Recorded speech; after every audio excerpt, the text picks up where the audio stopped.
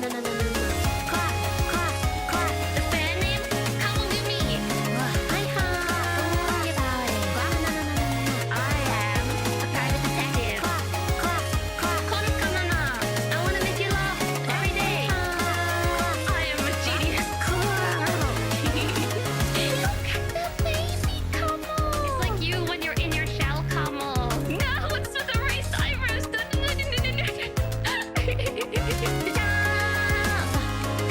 I might be a genius, but I feel like the suitcase is more important than my legs. Isn't it cute? Are you ready? Are you ready? I love you, Camus. I love you.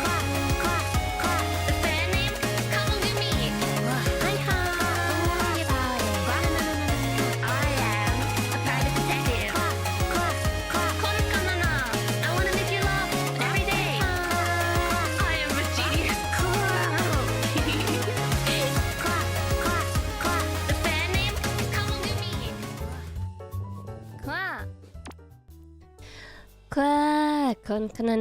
Kanna. Hi. Happy anniversary, Camels! It's been 2 + 2 years. 4 years. Though the anniversary stream comes with a big but today. A big but. And that is that my body has decided to majorly perish. Also, thank you for all the gifted membies and the re-membies and the off-stream donos and stuff. A big butt, yeah, a big butt. And that's that my body is like, okay, where's the camel? It's like you see this, like, why is my Oshi like this? That has been me the entire day today, being like, why is my body like this? Oh, so many recoming. And basically, it's taken my entire itinerary. Is that what you call it? My entire plan for the anniversary stream, like, except for the cover. The cover is still happening. But my entire plan for the anniversary stream is just, like, out the window because I'll have to explain what's going on with my body. Itinerary, yeah, there. Itinerary. Oh, it's I in the beginning. Itinerary. Yeah, my entire itinerary. No karaoke. I was thinking I could do mellow song karaoke, but while I was eating my food before stream, I was just like, if this wasn't my anniversary combos, today's stream would have been cancelled. That should tell you something. That should tell you something about my current state. Because basically, okay, so I think this has been probably building up throughout the last week. Because I was really bad at the end of our, like, Aerunia hangout on Tuesday. And then I've had, like, bouts of feeling really off, like, on and off the last, like, week plus.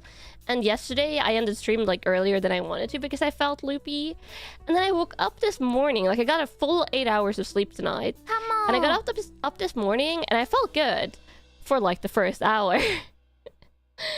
And then, while I was sitting down to make the... not make it entirely, like, finish making the little quiz for today, I started feeling, like weird head stuff, like...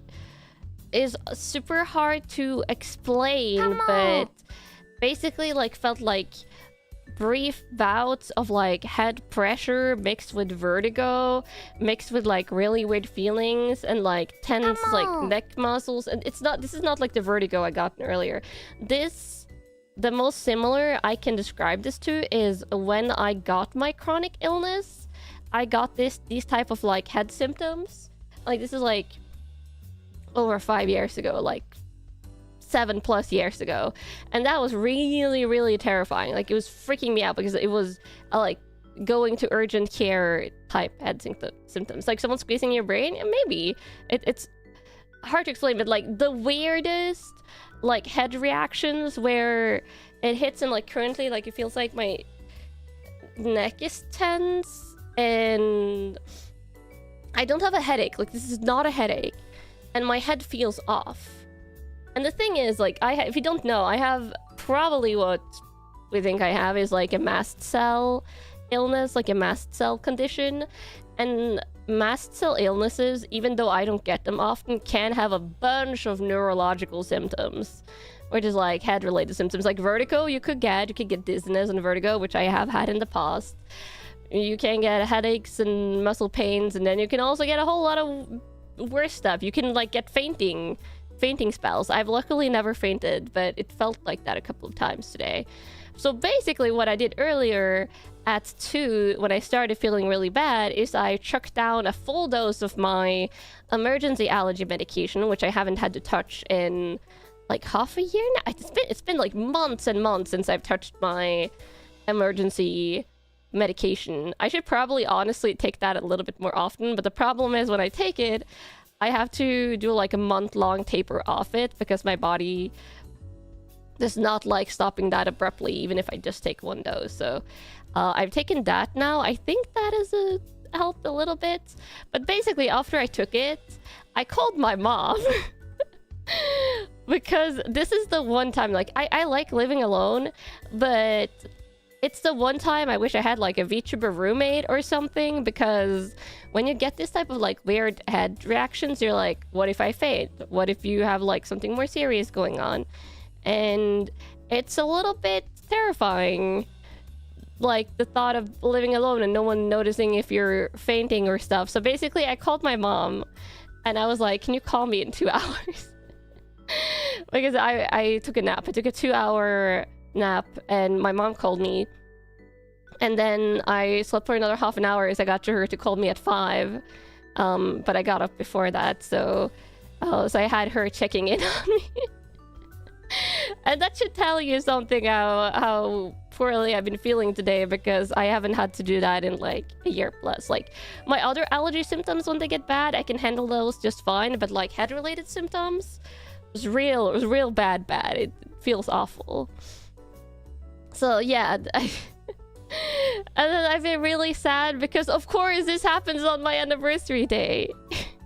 Hope this isn't a side effect of the delayed injection. It shouldn't be, because I was delayed on my allergy injection by like 6 weeks during the move, where I was also dying from heat-related symptoms and stuff, and I still didn't feel this bad.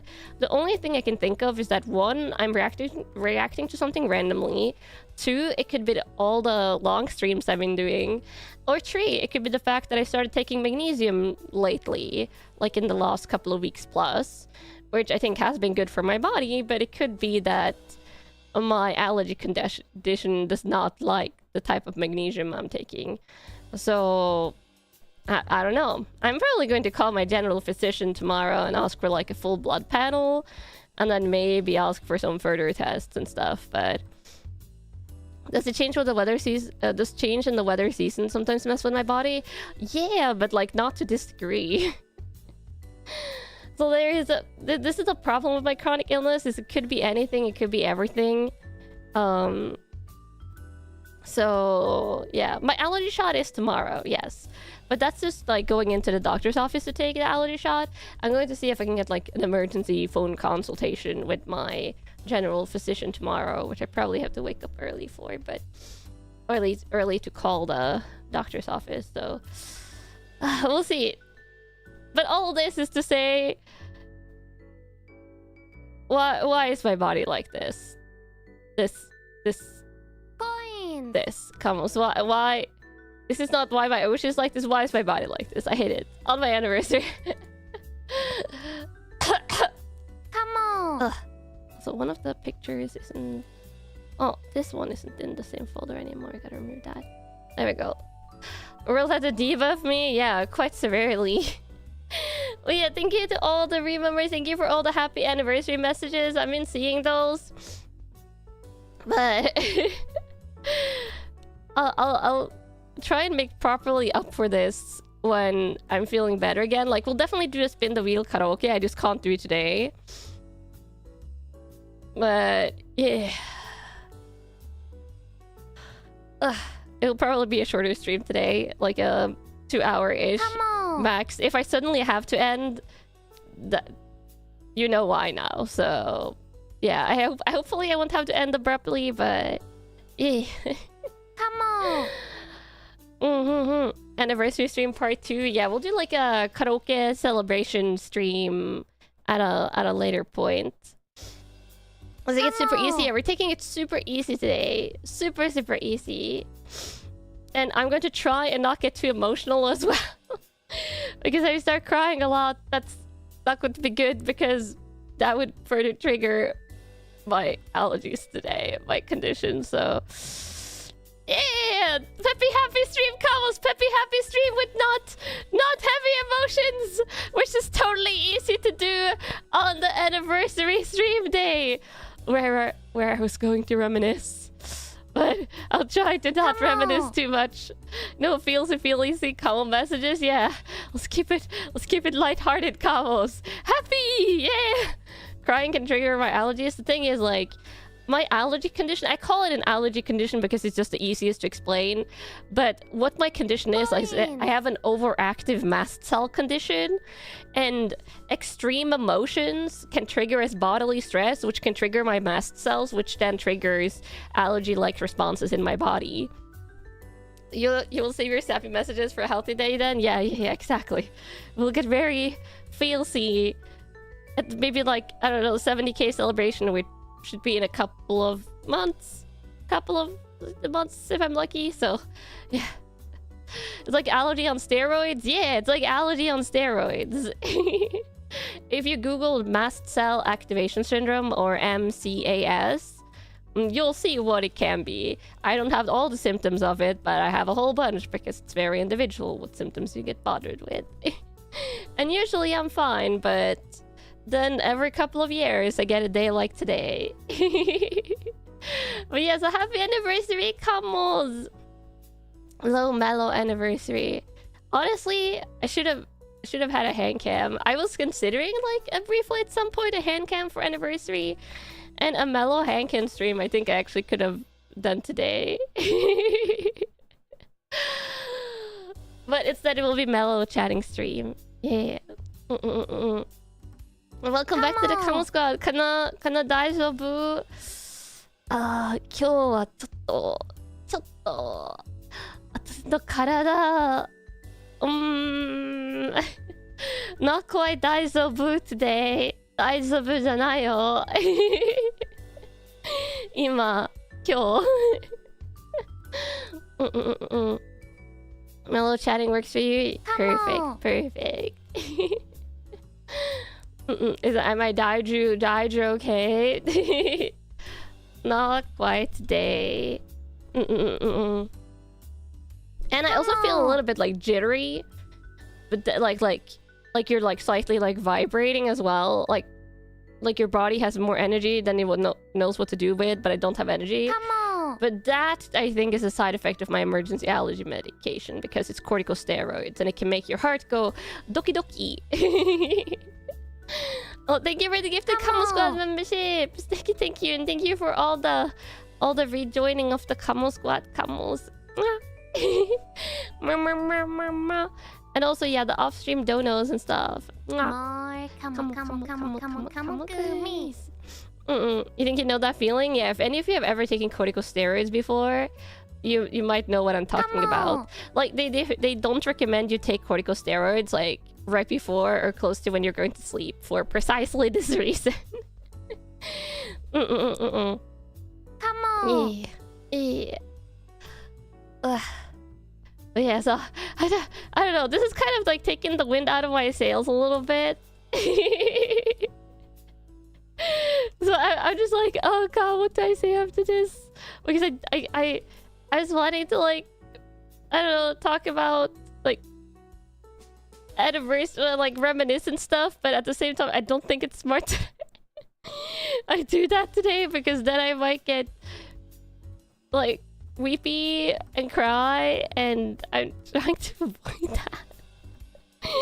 Just hanging out is fine. Yeah, I just feel so bad. We can talk about the most craziest lighthearted thing that I've seen in the last 24 hours.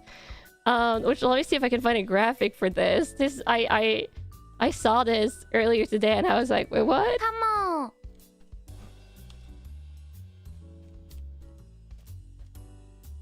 Yeah.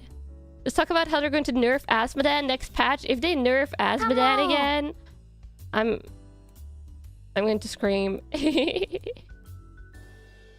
me save an image of this thingy though. Come on. Come on. Come on, mama. Your bros all the armadillo gifs from the anime. Armadillo John. Come oh, so on. cute.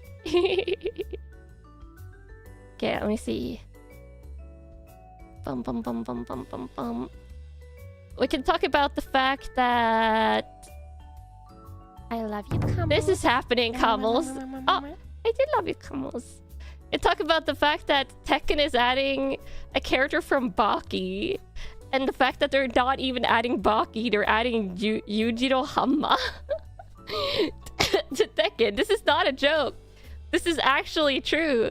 Come on. That alert timing was amazing, yeah. The comments are so wild. Yeah, this feels like an April Fool's joke. One, the fact that they're adding a Baki character, and then secondly, this is real. Yeah, this is real.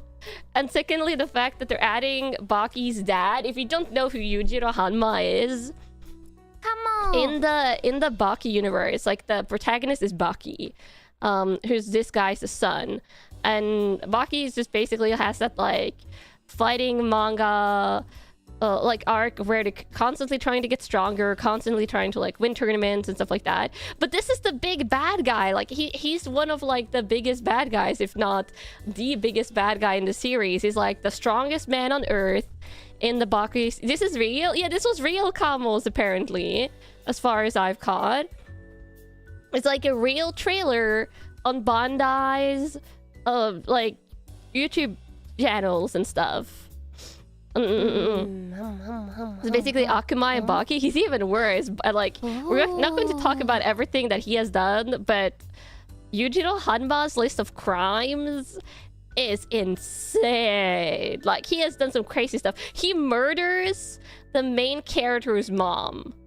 Yeah, the main character's mom. He also sets up the main character. Like he like approves of the main character going to third base with his girlfriend because in his opinion it will make his son stronger and he wants to fight like a strong version of his son. But he also like regularly when they fight beat his son half to death. So it's yeah, this guy is crazy, Cobbles. And yo, what? I'm not kidding. I have watched a lot of the Baki anime. It's quite cool, but this guy is insane. So the fact that he is in Tekken and that it's not like, if it was Baki, I would be like, whoa, crazy, but cool. But the fact that it's Yujiro, I'm just like, whoa. How very Heihachi of him. He's like beyond Heihachi. But yes, it's another line of like questionably evil fathers. But yeah, so that happened today, and I saw that and I was like, whoa, never in a million years would I have expected that.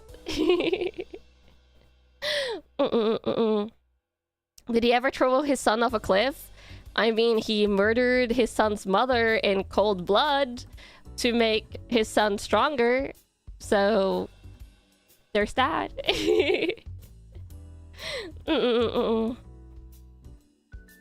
You've seen some crazy manga panels from Baki, and you're struggling to think of villains that do more messed up stuff without war crimes. Yeah.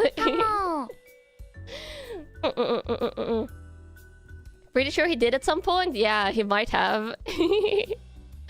Oh yeah, welcome back to the Kamo Squad. All Kamos are coming back to the Kamo Squad. Legit, you would rather get thrown off a cliff than be left in the vicinity of Yujiro Hanma. Honestly, probably smart. You have if it's like fighting Yujiro Hanma or getting thrown off a cliff, you probably have a higher chance of survival if you get thrown off a cliff by far. Very, very much higher chances. No matter how high the cliff is. Happy anniversary! Happy anniversary! Yeah. More. Come on, Let me see other fun stuff. I don't know. The cover. I'm really looking forward to the cover today. So I'm happy at least I have that for today. Yeah.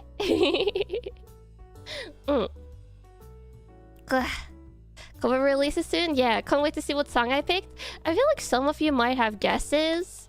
The reverse 1999 playing combos might have guesses at least. But it's really sweet and we'll watch it together. I'm excited. It's a shorter cover, like it's not super long. I will say though, huge props to Naki who made the MV, because she took on that rush commission for the MV, and I was like, okay, you like, it's super if you can do it until like, if it can be done on like basically yesterday. I said like, if it can be done by the Sunday before the 25th, so the 24th, that would be great. And then instead of taking that long, she made it in less than 48 hours, and it's really good. It's really good. She crushed it, yeah. Also, if you don't know Naki, she's also a VTuber. You can go on the credits of the cover. I'm pretty sure I have the MV credits there already. And you can find the link to her channel there. It's really sweet. Yeah. You're pretty new, Harry, but happy 4 years. Oh, thank you. I'm here so many years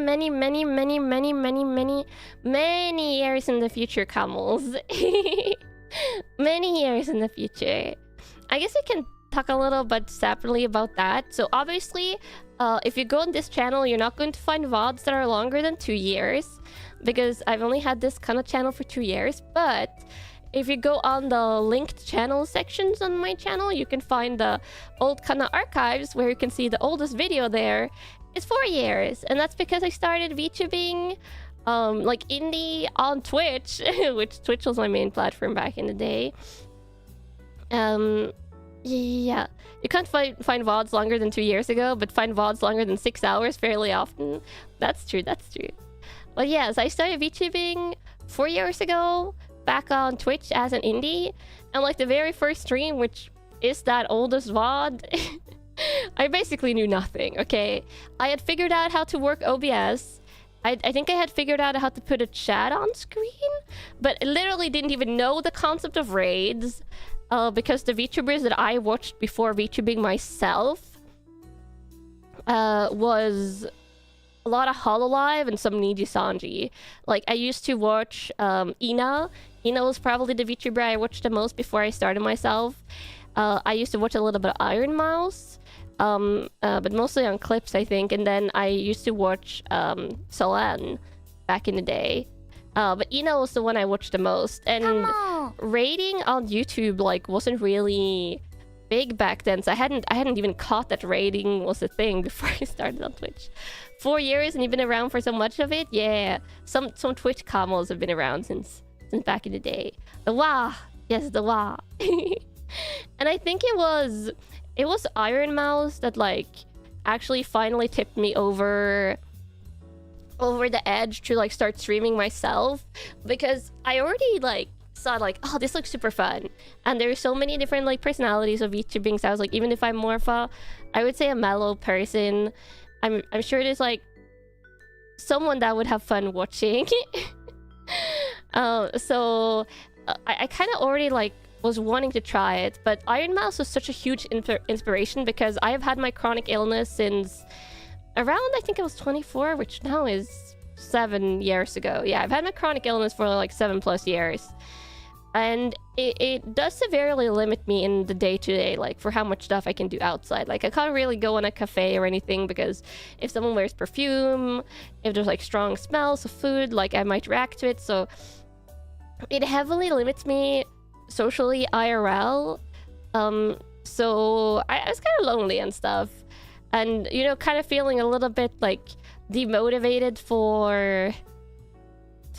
like, not life in, like, a, you know, type of way, but demotivated for life in a sense of, like, how am I ever going to make friends or have someone to hang out with kind of way. And then I saw Iron Mouse, who was just going for it, VTubing mice, even though she also has, not the same, but a different crippling chronic illness. And that was hugely inspiring. And I was like, well, she does it. So there's nothing standing in the way of me like VTubing or trying it, because you can do that from the comfort of your own apartment. So I kind of just started, and the thing is, like, when you guys know me, Camels, when I decide something, I'm pretty stubborn. I stick in it. Probably the reason why I like Souls games so much.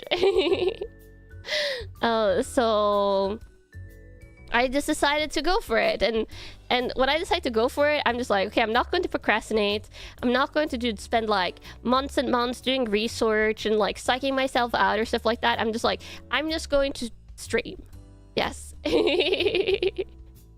I'm just going to stream.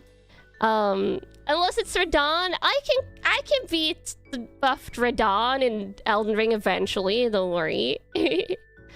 But yes, I kind of just decided to dive right in, which is why that first stream and like the first like period in which I streamed, I was basically learning by doing, like learning what raids are, learning a lot of the VTuber stuff, like from everyone that was watching, which some of you guys are still here, I think. I was watching from the very beginning, which is amazing. Come on. And yeah, so it started growing gradually, slowly. Eventually, I switched over from... You can raid on YouTube? Yeah, you can. How long did it take to get the design and model back then? Okay, so actually, let me see if I can bring it up here. My very first model, if I have it here, I think I do. Oh no, wait, not that folder.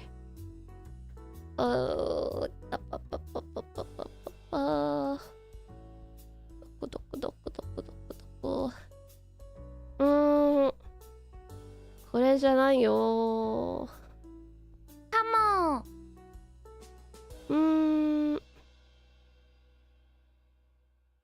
Oh, here we go. This one. This one's my very first model from back in the day. Yeah. And this one, okay, so this is the one thing I was waiting on before I started streaming, but I didn't commission a model. What I did is I used something called, is it Nazima it's called? I think that's the platform.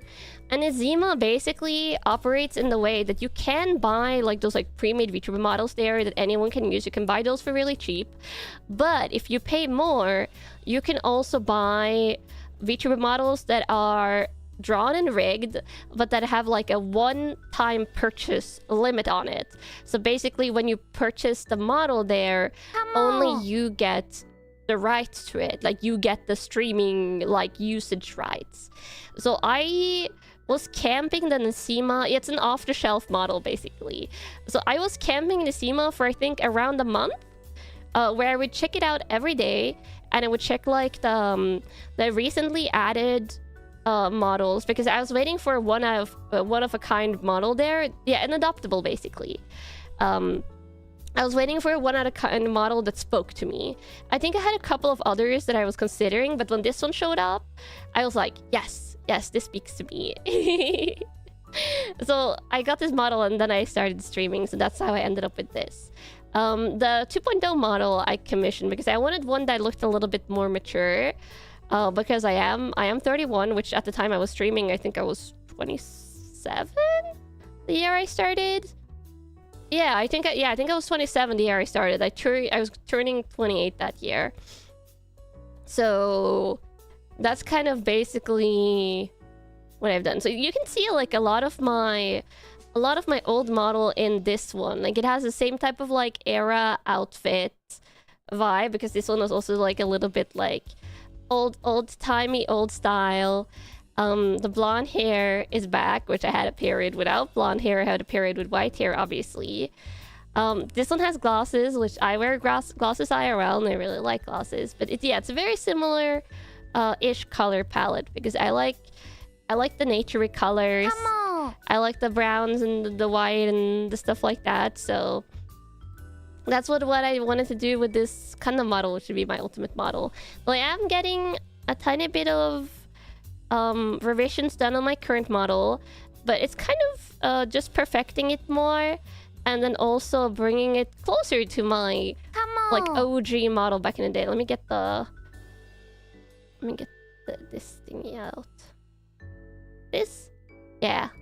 So you can see here that it's going to be...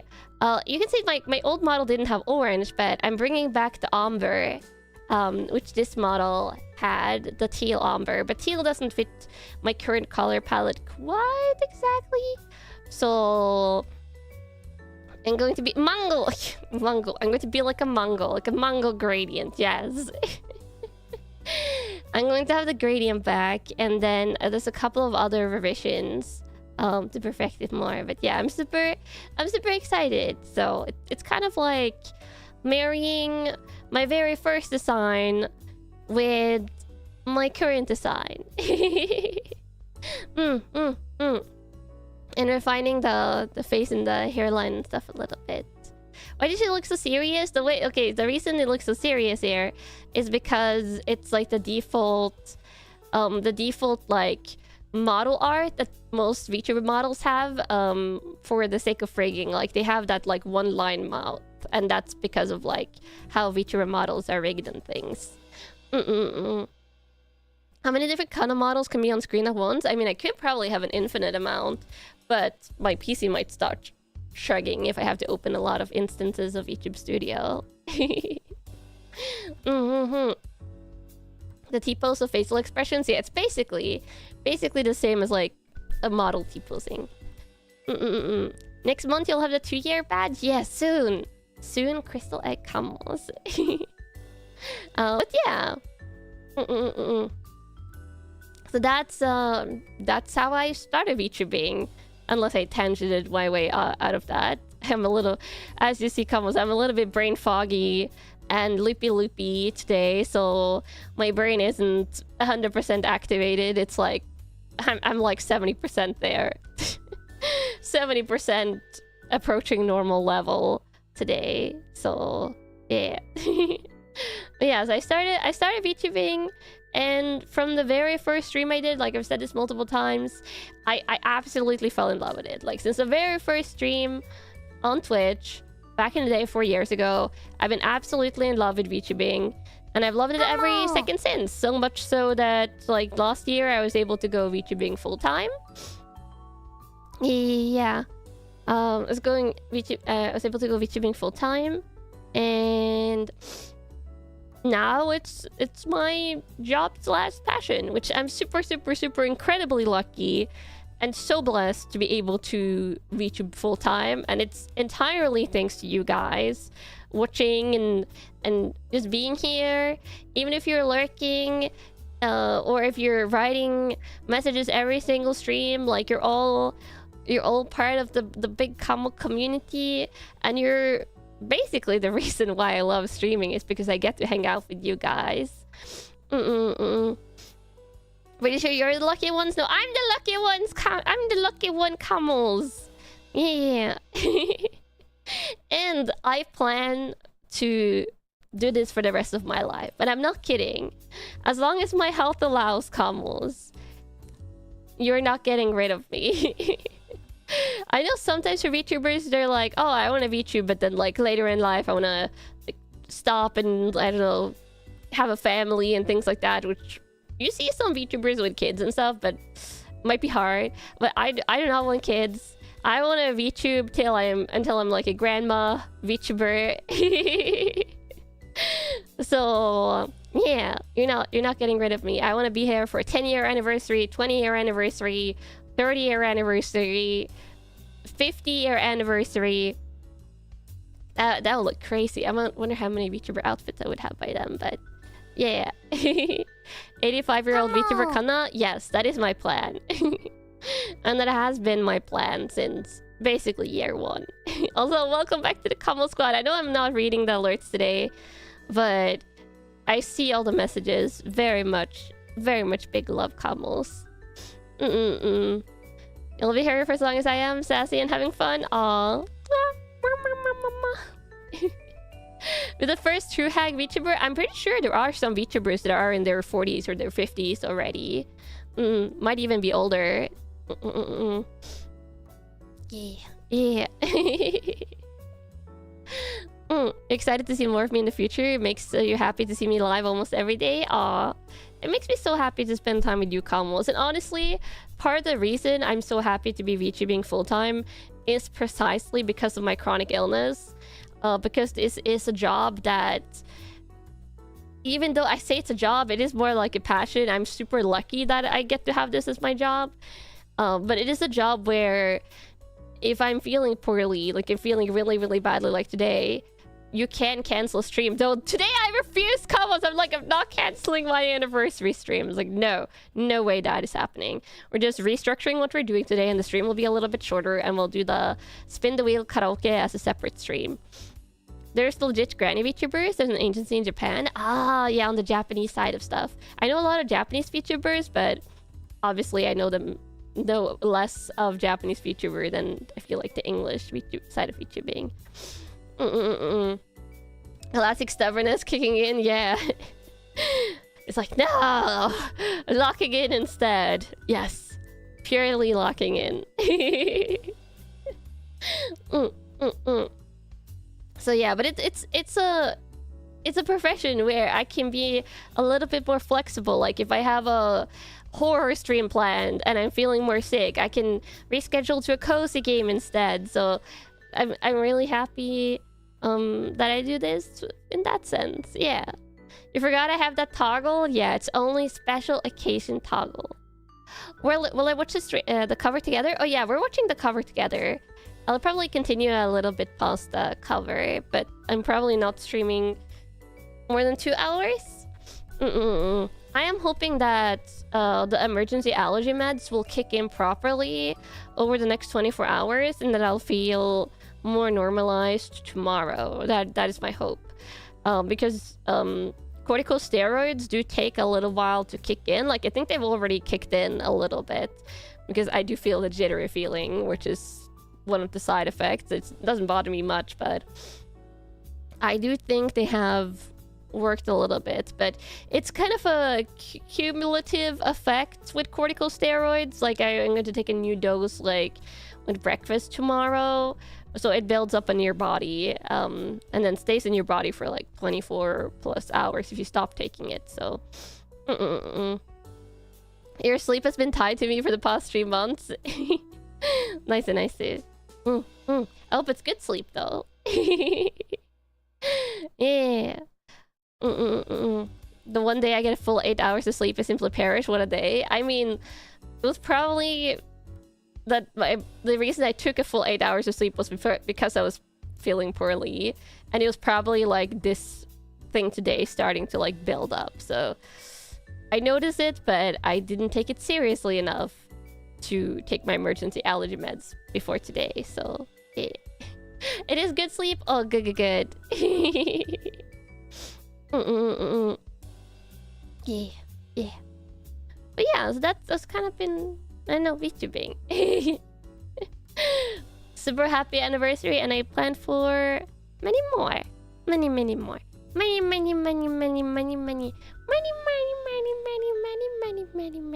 more. Yeah. Oh.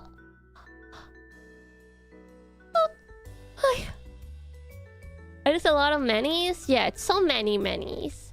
So many manies. I always make you yawn. Yeah, my body is extra tired today. Even though in total I think I've gotten 10 plus hours of sleep. Happy 4-year anniversary, and today's your birthday. Oh, happy birthday! O tanjabi omedetou.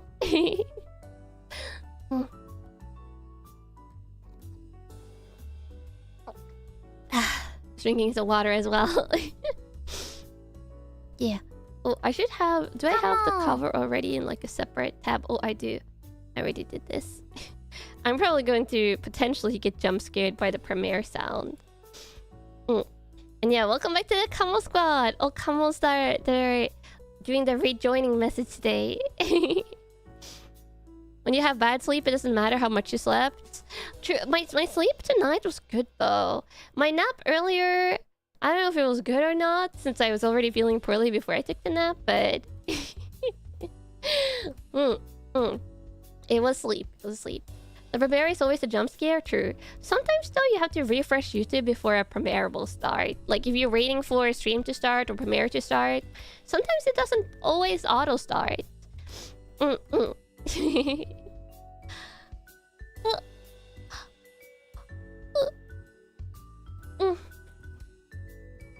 TV, especially the start is janky. Ooh, is it worse on TV?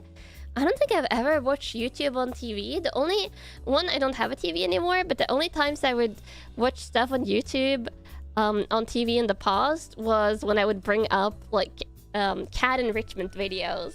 You know, those like, if you search cat TV on YouTube, you can find aquarium videos or bird videos, or like the bird and squirrel videos where they have like a plate of nuts and seeds, and you just see like squirrels and birds eating them, which is very cute.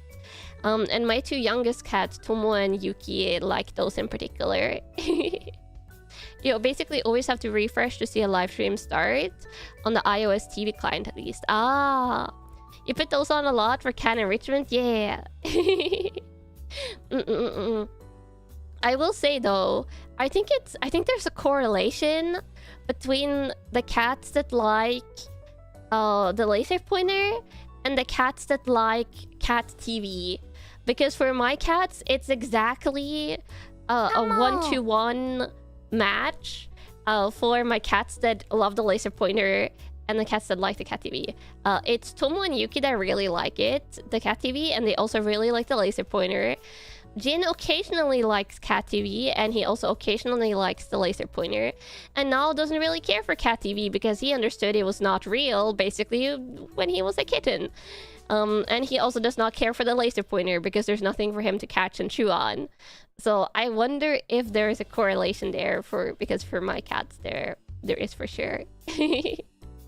Just like humans, some cats are more easily entertained than others. Yeah.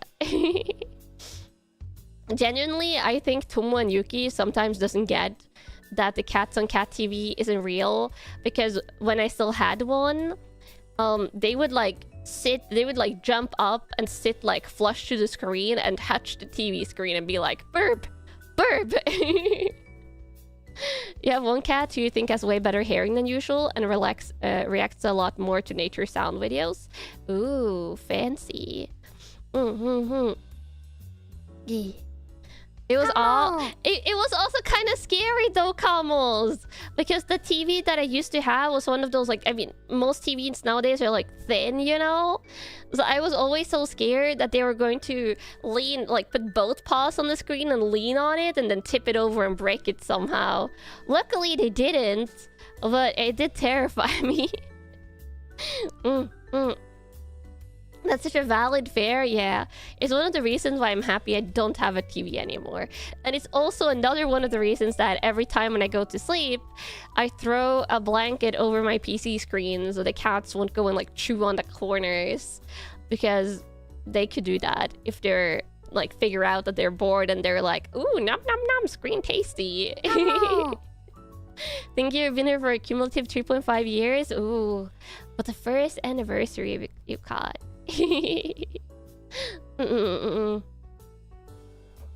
Oh yeah. Hi for dropping in. Kanna. A very mellow anniversary today. If you want to see the reason why, you can zoom on back to the beginning of stream where I explained it in depth. Cables are tasty. Luckily, they only go for the cables when they're hangry, and it's primarily Jin and also occasionally Yuki. But it's only when they're hangry, like really hangry, that happens. You've seen a video of a cat that bit a laptop screen and broke the IPS panel. Oh yeah, back when I still had a laptop, or actually I have a laptop, it's just in a box and I haven't used it in years. But back when I still used the laptop and I had my cats, they would sometimes try and chew like the corner of the laptop screen because that's obviously way thinner than a regular like PC screen.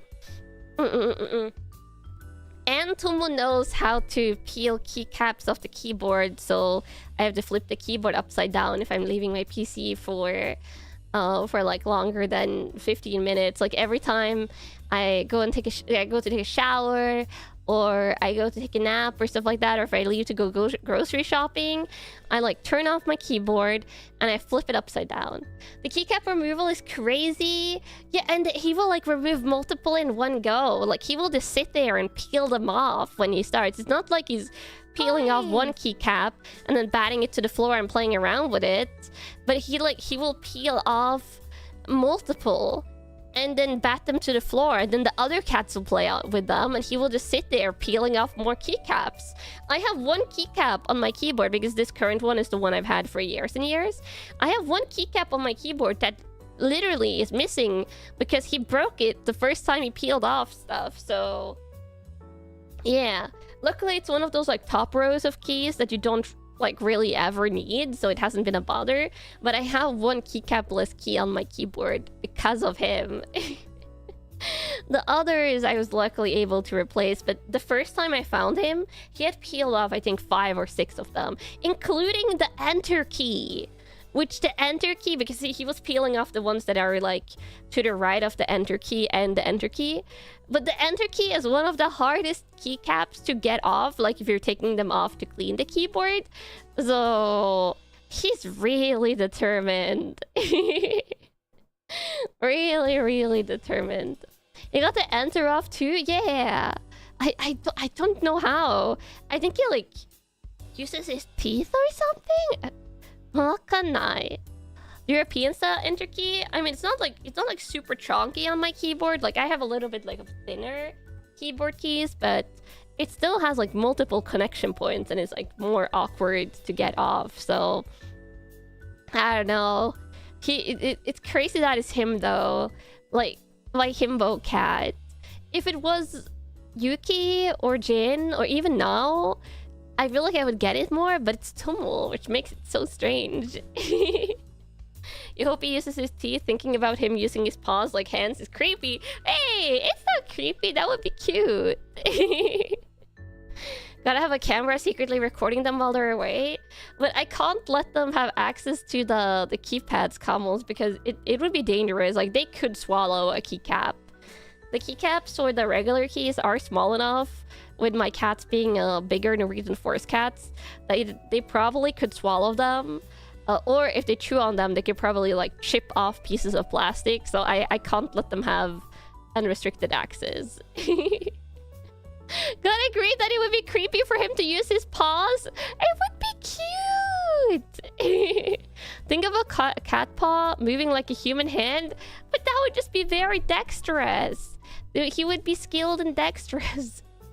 Cats are slowly evolving thumbs. It's only a matter of time. I mean, some cats are polydactyls. Like they have like extra claws, and some of them do look more like hand-like.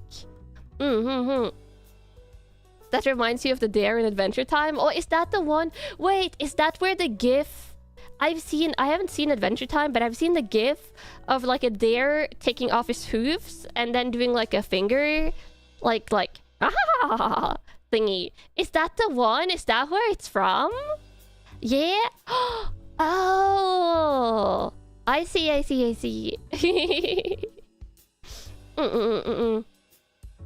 didn't know it was from there. I assumed it was from some cartoon somewhere. I didn't realize. You know what I'm talking about? Yeah. I feel like a lot of us probably, if you haven't seen, even if you haven't seen Adventure Time, you've probably seen the GIF.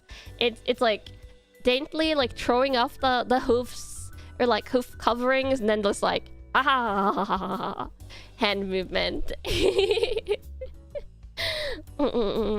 Adventure Time is very trippy, but yeah, also very dark at times. I know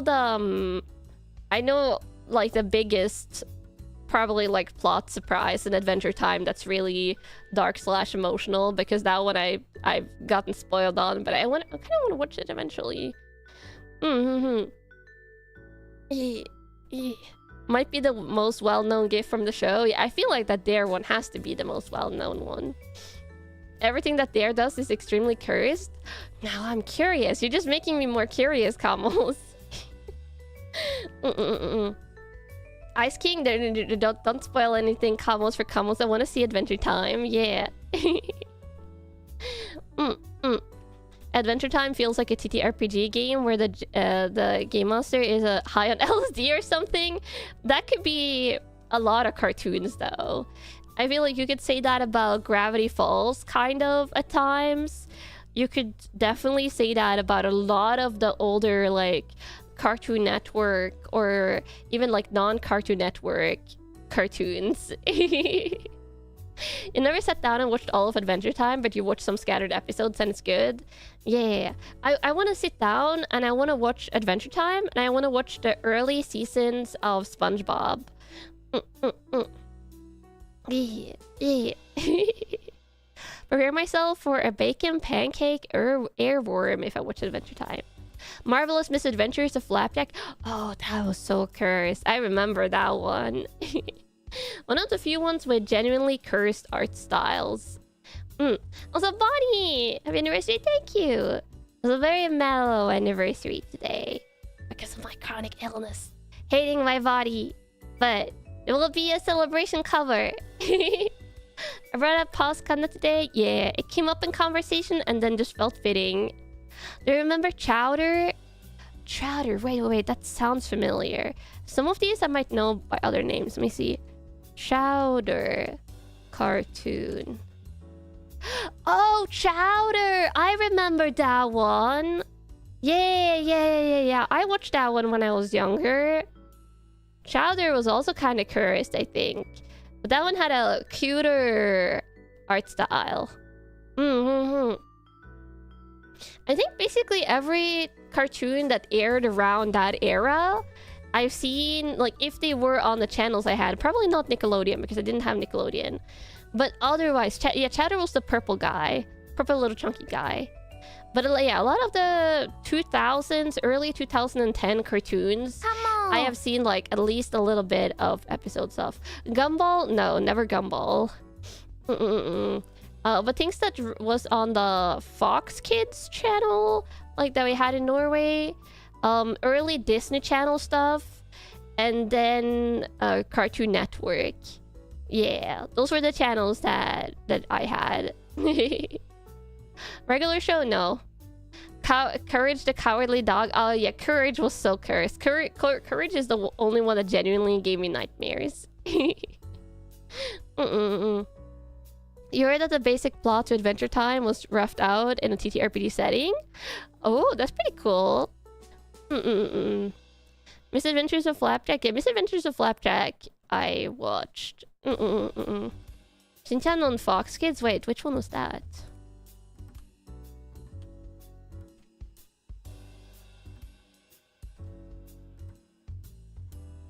Well, I don't think I had Shinchan on Fox Kids actually. I don't remember seeing that. That's the Crayon Shinchan, the Japanese long-running one. Yeah, I should make a cartoon show tier list.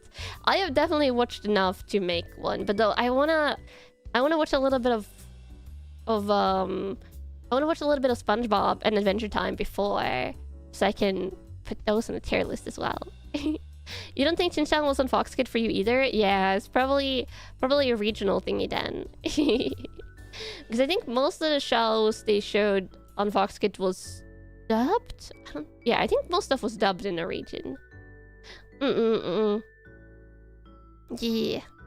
Shinchan was pretty wild for a kid show, but certain dubs like the English one makes it even wilder. Ah, interesting. Oh, Tom and Jerry, of course I watched Tom and Jerry combos. That's a classic. That's a classic. Like Tom and Jerry, the tweet one, I thought I saw a pussy cat. the tweet. And then Roadrunner. Like, I haven't watched them all in one go, but like spread out episodes. Yeah, Tweety Bird and Sylvester. Yeah. And it's always the little guys that are kind of murderous if you think about it. Like Tom and Jerry especially. Like Tom was just yeah, Tom is the cat, right? That's been so long. Also, I think one of the cats has found a new box of cardboard stuff that I gave them today. Tom is the cat. Yeah, Tom is the cat. Yeah, Jerry is like basically outright trying to murder him a lot. I was just hearing the wrestling noises in the background. Yeah, my cat definitely found some cardboard. Not a mouse, luckily. Didn't strike you until you were older just how violent Tom and Jerry is? Yeah, exactly. It's like, when you look back at it as an adult, you're like, well, Tom really had it bad. And it's same with the Roadrunner. I mean, to be fair, like, the little guys are trying to, like, avoid being eaten. But the Roadrunner and the coyote is a wily coyote. Like, that guy was also regularly getting blowed up with TNT and stuff. And Tweety Bird. I don't remember Tweety Bird being that violent, but I also think Tweety Bird's the one I saw the least out of those. A lot of old cartoons are violent. Yeah. Yeah, I guess it's just get like the slapstick comedy. You remember you first found me through the Harpy ASMR I did? Still a favorite ASMRs of yours? Aw, I'm so happy you like it. I want to do more like Harpy Fluffy Sound ASMR.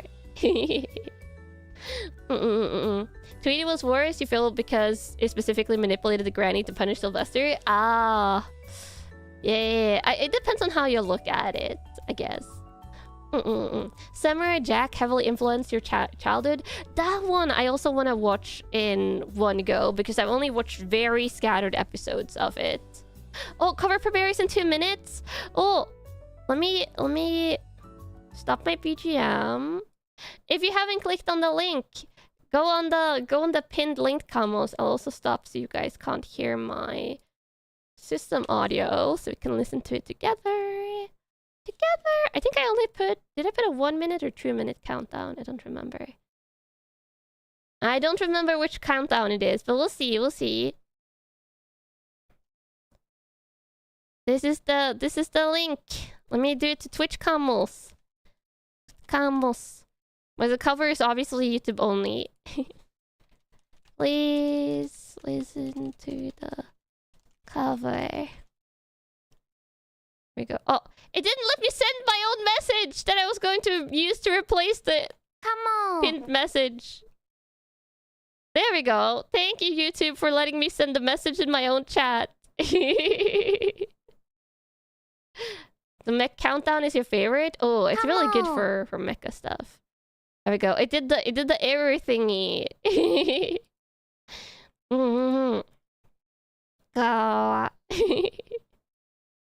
Kamo, a little cutely. You're my kamos. Or kamamos. If I want you to be extra cute. Okay, let me see. Has the countdown begun?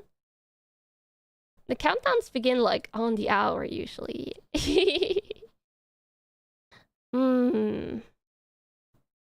Countdown. Bum bum bum bum bum.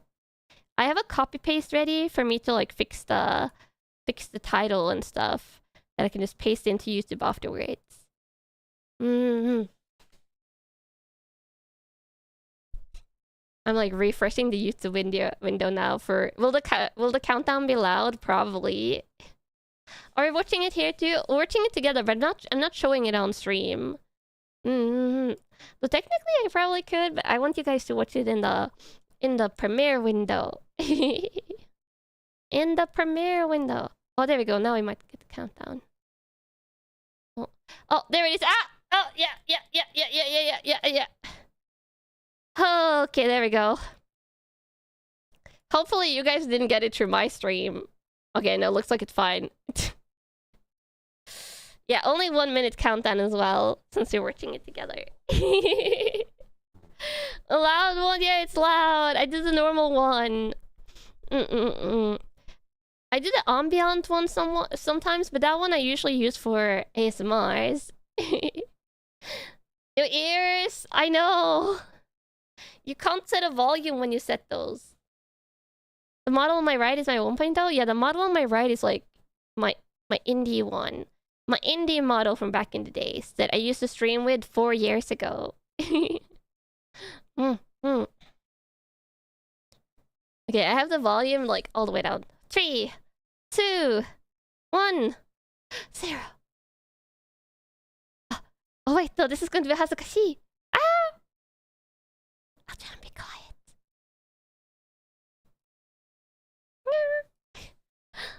Mom.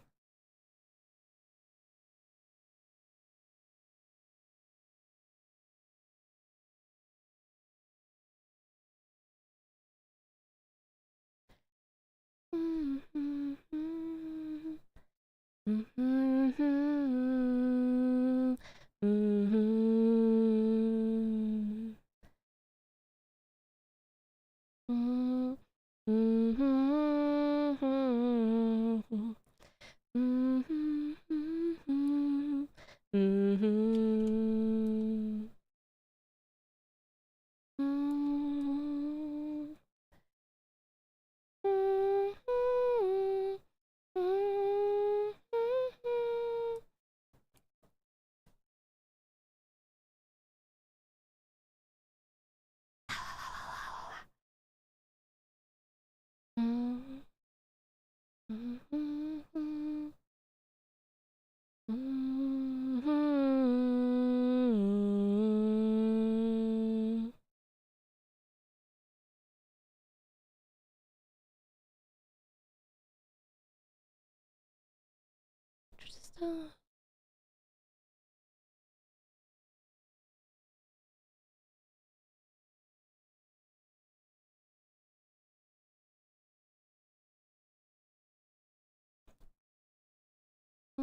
firm.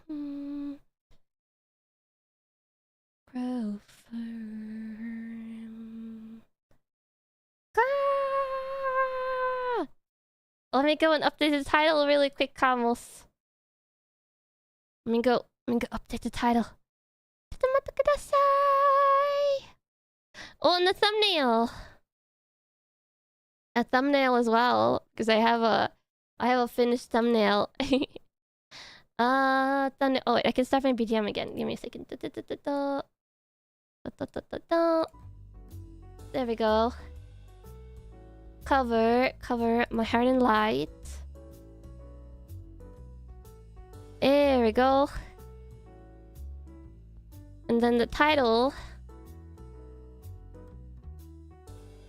And then the description that I all have ready here. So I'm gonna save. Perfect. Wasn't it good, Camels?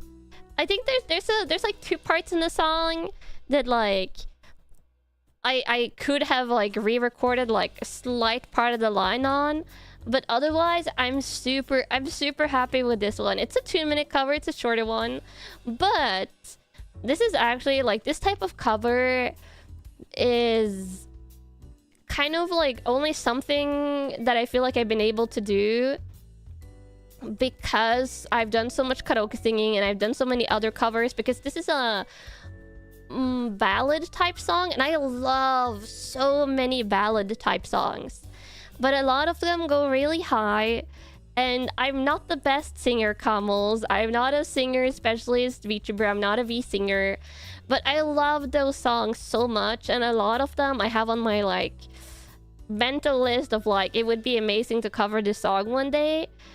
So I feel like I finally like been brave enough to push myself to do more of those type of covers. And do my best, even though it goes really high and stuff. So I know you can change the song key. I don't think I've done that on the cover I've done so far, but keeping it in the original key, you know, I challenged myself a little bit. I might do song change, key change song covers in the future, but I'm super happy. I'm really happy. I'm also really happy with the work that the mixer did. Pelixor, who's the mixer on this, did amazing. Everyone did amazing. Chronix did the instrumental, added in some extra harp tunes compared to the original, because I had to get a custom instrumental for this. Delta Velta, who did the art, did superbly. Naki did great on the MV. You thought it was going to be We're All Pots Alive? No. My Heart and Light. And that artwork, yeah, let me show you the artwork original. Like the one that's like isn't in the video. There we go. Here's the artwork. Really pretty, right? It's me as Urd, who's a character in reverse. So it has like two mouth types, and then it has with blindfold and without blindfold. There we go. Very cute. Looks a little Expedition 33. Oh, I can see the vibes. Yeah. We're about to ask which character. Yeah, she is not playable, but she is the one central character in this song. So I felt like it was only appropriate that if I was going to do the cover, I would get myself artwork as it. And she is in the Manus Vindictae. Or Manus Vindictae outfit. Not playable yet? Oh, I see, you want her to be playable then. Kind of what more Nesan is? Yeah. Urd is a mature woman, so... Yeah. Now you have 3 Kannas on screen. Yeah, 3 Kannas. 3 in increasing range of maturity. Right now, which chapter you find the song in? Oh, I updated the cover descriptions. If you go and click on the cover now, it should say in the description of the song which chapter it is in. It has a really pretty, like, PV? MV? EP? EP. It has a really pretty, like, animation sequence that is very spoilery for the game if you haven't reached that part yet. But yeah, so super happy about the cover. I hope you like it. Please comment and leave a like and, you know, the standard cover stuff. Description is all updated. Perfect. And then maybe if you really like the cover, I'll cover more reverse songs in the future. Because even if you don't like reverse, you don't play the game has some amazing music. Some really amazing music in a lot of different genres. The official MV is incredibly spoilery. Yeah, I did say it's really spoilery. But my cover is spoiler-free. It's like a lullaby ballad, the song. Goodbye and The Doors are both in your regular rotation. The Doors I could never do. Okay, Kamals.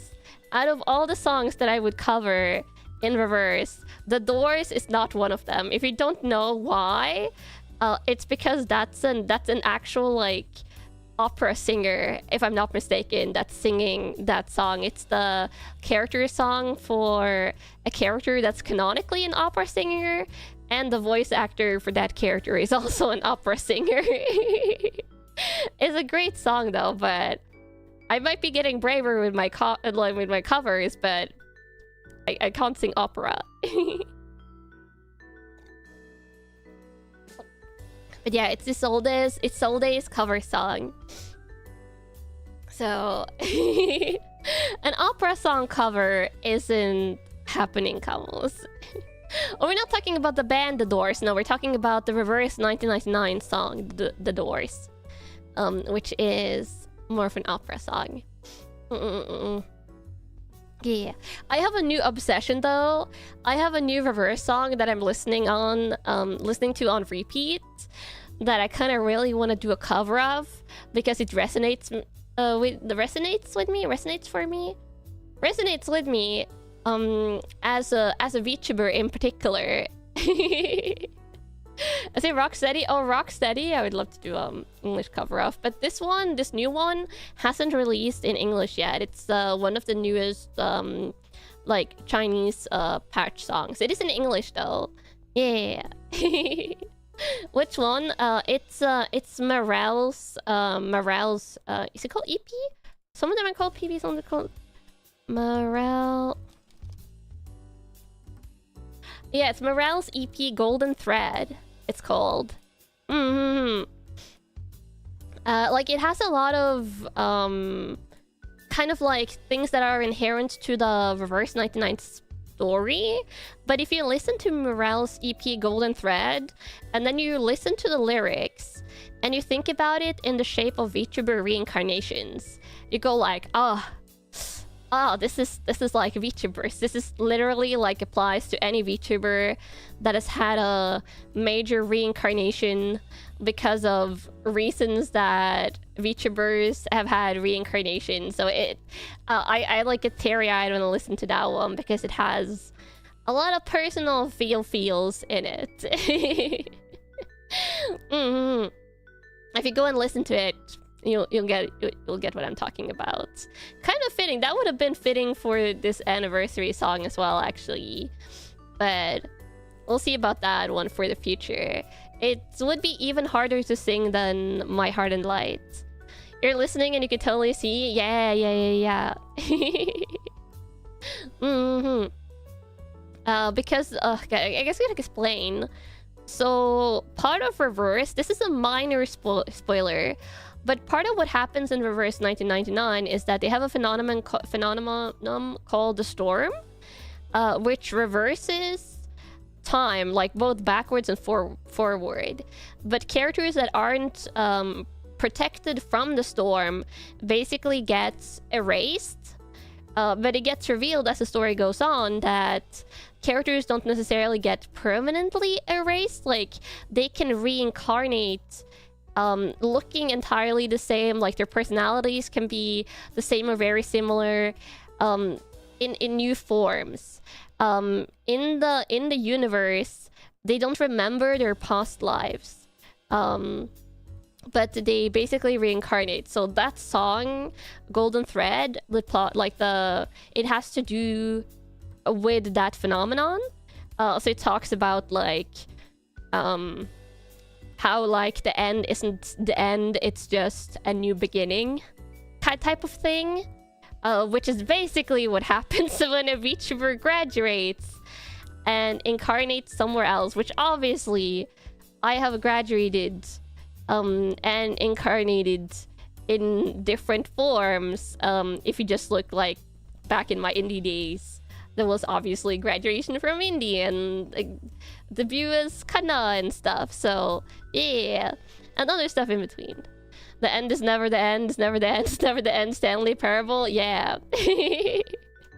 So it resonated a lot with me personally, that song. Yeah. A little bit more on the heavier feels side of things, VTubing wise. But I feel like not just VTubers, but probably a lot of VTuber watchers would have a lot of feels with that song. Next year's anniversary cover then?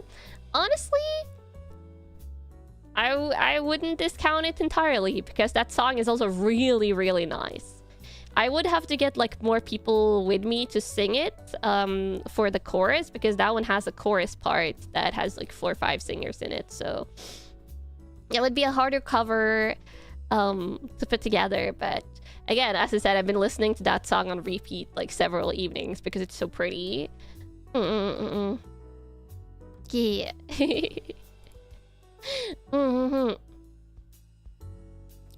Yes, that's today's cover. I hope you like it. I like it a lot. Really like the art for it. I actually got the art commissioned first. It's kind of interesting how some covers you might record the vocals first and get it mixed before you get the art. But this time it was the art first, because I saw Delta Velta, who's the artist for this. I think they even had like a little sale at the time running on their regen. And I was like, okay, if this art gets accepted, like if the art request gets accepted, I will do the cover. And they accepted it and they made the art. So after the art was done, I was like, okay, now I gotta record and get it mixed and stuff. So yeah. Commission sale, yeah. Sometimes artists run sale on commissions and stuff. So it was kind of me being like, okay, if it gets accepted, I'll lock in and I'll record the cover, because I was a little bit intimidated to record. And also recording is the one big thing that I procrastinate on as a VTuber, okay? It's the non-live stuff, Kamals. I tend to procrastinate a little bit and go up until deadlines for cover recordings, because it takes like anything from 1.5 to like 3-4 hours to record a cover. Kind of depends on complexity. If it's a group cover, usually it's like more along the 1.5-2 hour thing. If it's a solo cover, like easily like 3 hours plus, depending on the song, because it's all like how much you have to record and the intensity. Chad, I love procrastinating. Yeah, I do love procrastinating, Kamals, and stuff like that. But it's like it takes a while. So when I'm going to do like a proper recording session, I basically have to take a day away from streaming, and I shouldn't do that on my like regular days off. And you guys know I hate taking days off from streaming, Kamals. So that's the reason why I tend to procrastinate on it so much. Happy anniversary! Thank you, Kamals. You're actually surprised I do it that fast. You expected a full day of attempts. I mean, usually I will pre-practice. Usually I will pre-practice a little bit. Either the cover song will be a song I already know, or I will do like a little bit of just like karaoke style practices before the recording. The only time I drop into recordings completely like not knowing the song is if it's a group cover where I only have like a tiny part. Then I tend to wing it more, like in the sense of like not knowing the song and just learn it by doing. But if it's a bigger cover or a solo cover or a cover where I have a hard part, like Amaya's cover that we did as Aerunia with our manager DV, that one I had a really hard rapping part that I practiced several times before I did my recording sessions. But I did the recording in like one day, like 2 hours, 2+ hours, something like that. Yeah, hi for dubbing in Kanna. That seemed really tricky. Yeah, that one was really tricky. So I had to do a lot of those type of practices. That's the type of practice where you just keep on repeating like a 5-second segment of a song, trying to get it down. And just keep on repeating until you start going insane. Even going back to that cover 2-3 times a week, it's so good. I'm happy you like it. Yeah.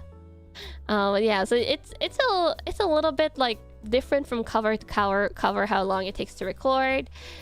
This one, My Heart of Light, was obviously very easy, like lyrically. It's a shorter cover, it's easy lyrics, it's not that long, but it was hard vocally because it's in a range that I usually don't do covers in. You're still listening to my Wallbeat cover? You absolutely loved it? Oh, I'm so happy. Some of my older covers, though, I think I could do a better job if I like redid them now. I feel like my voice has improved a little bit gradually. Love the artist now too. Oh, thank you. But yeah, so there's that. And I have a lot of songs that I want to cover. I have so many songs. I will like hear a good song and then I'll picture the entire like cover, how it could go in my head. But obviously I don't end up like doing all the covers that I would want to go because it takes a while to make. It also like takes money to make, so I try and space out covers more. And you don't always like know what you want to do with it, and some you might want to do with other people, and that's harder to coordinate. So yeah. I should try and Isolde's singing part. No, that's not happening. I can't sing Isolde's parts. Isolde, again, she's the opera singer from Reverse. I would rather sing Goodbye by Anjanala, or the new Morel cover, Golden Thread. Yeah. I also really I don't think I could do it in Chinese. Like, Chinese is a really hard language because it's a tonal language. But the Chinese song from the Chinatown patch, which by the way, I didn't end up playing it on the rerun. It just got sadly, but I know the song from that, Rock Solid. Does that have an English version? Because I think I've only heard the Chinese one. Showdown in Chinatown, that's it. That one is really good. It has one of the best songs in Reverse, I think. I kind of want to cover that one, but it would have to be an English version or a Japanese one. But I can't do Chinese. Chinese is really hard. It's only in Chinese? Yeah. It's so good though.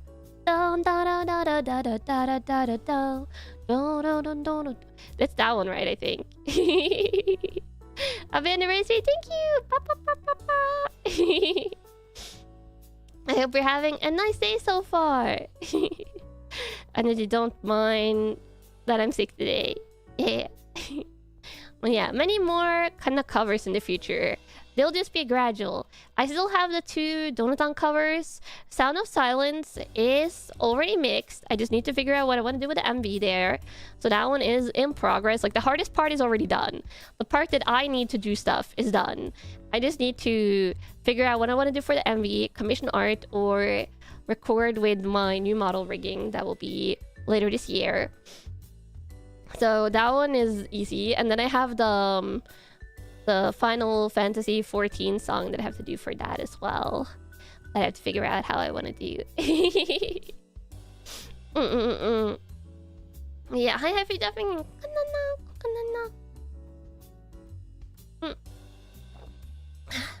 And again, thank you for all the ones that are remembering or gifting memberships or the upstream donos and everything. Yeah.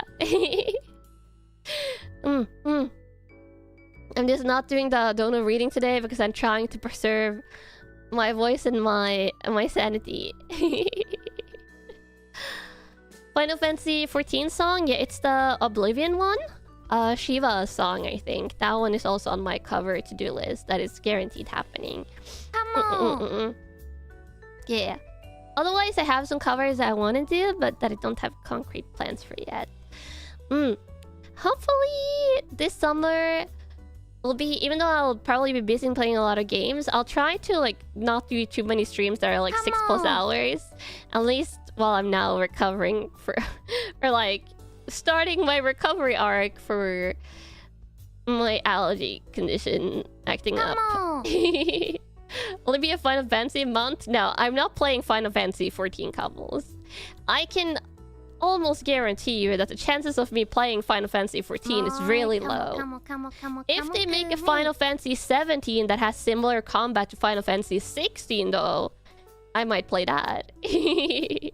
Or if they make a Final Fantasy 17 that has similar combat to Pocopia, and by that I mean just Pocopia with Final Fantasy, I would play that.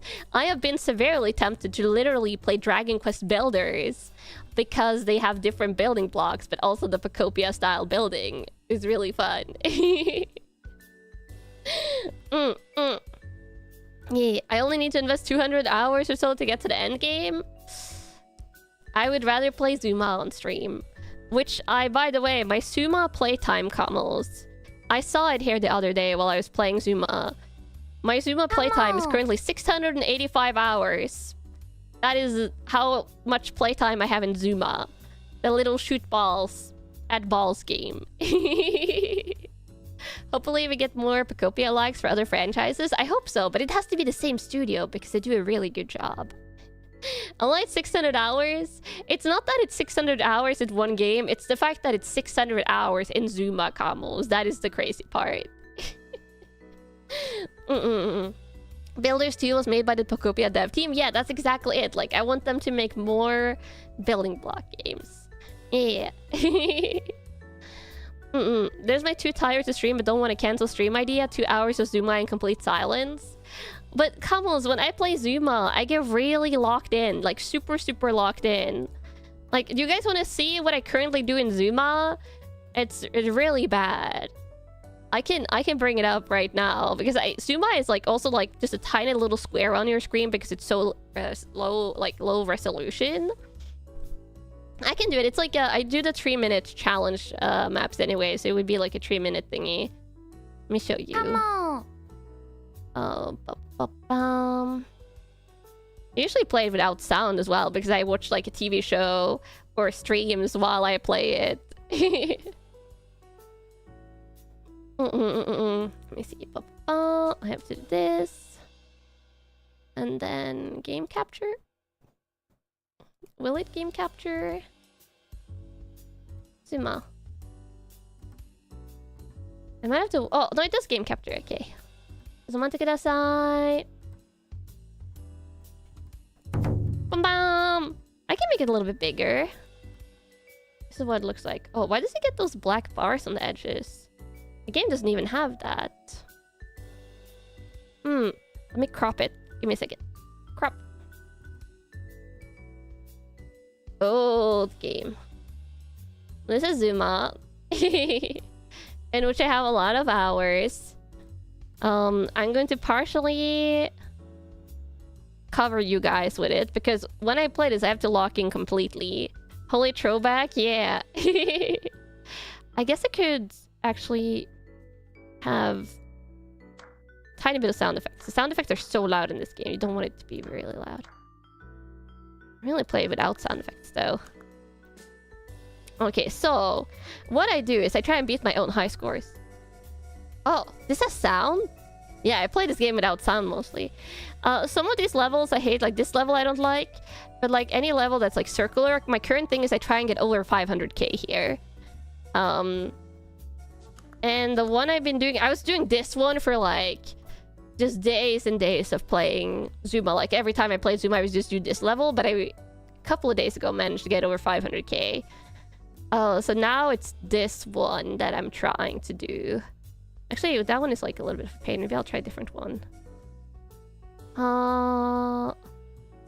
This one is a pain in different ways. Yeah, let me do that one. Okay, so this is what I do, Camels.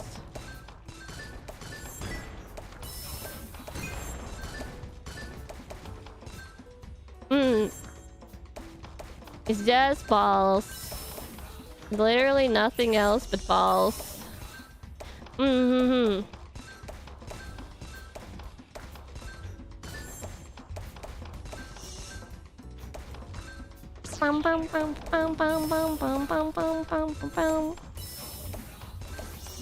Hearing the sounds on this is so trippy.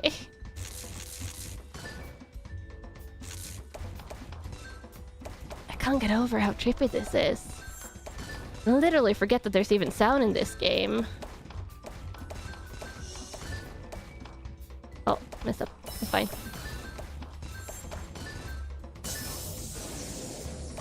Oh. It's not a very good run. I can already tell. Sometimes the not good runs turn out to be good in the end, but usually I can tell when it's going badly. Dun, dun, dun, dun.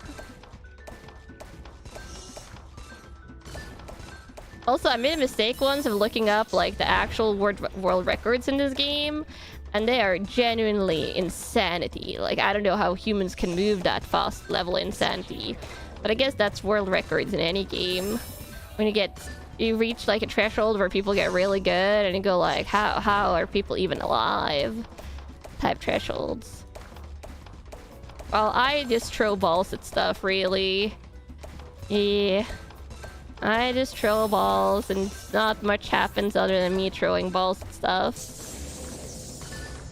Only balls. Only balls.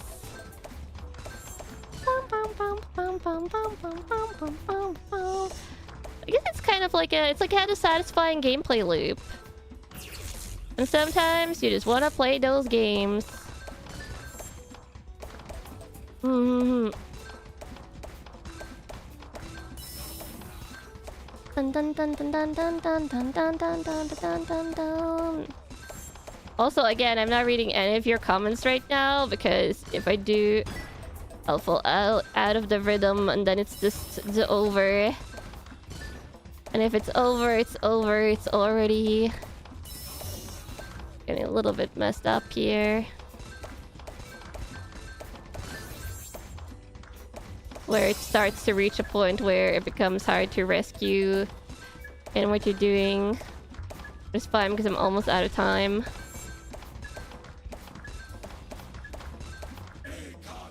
Ah, yeah, that's what I do in Zuma. Kanna cute! That was cute! That was cute!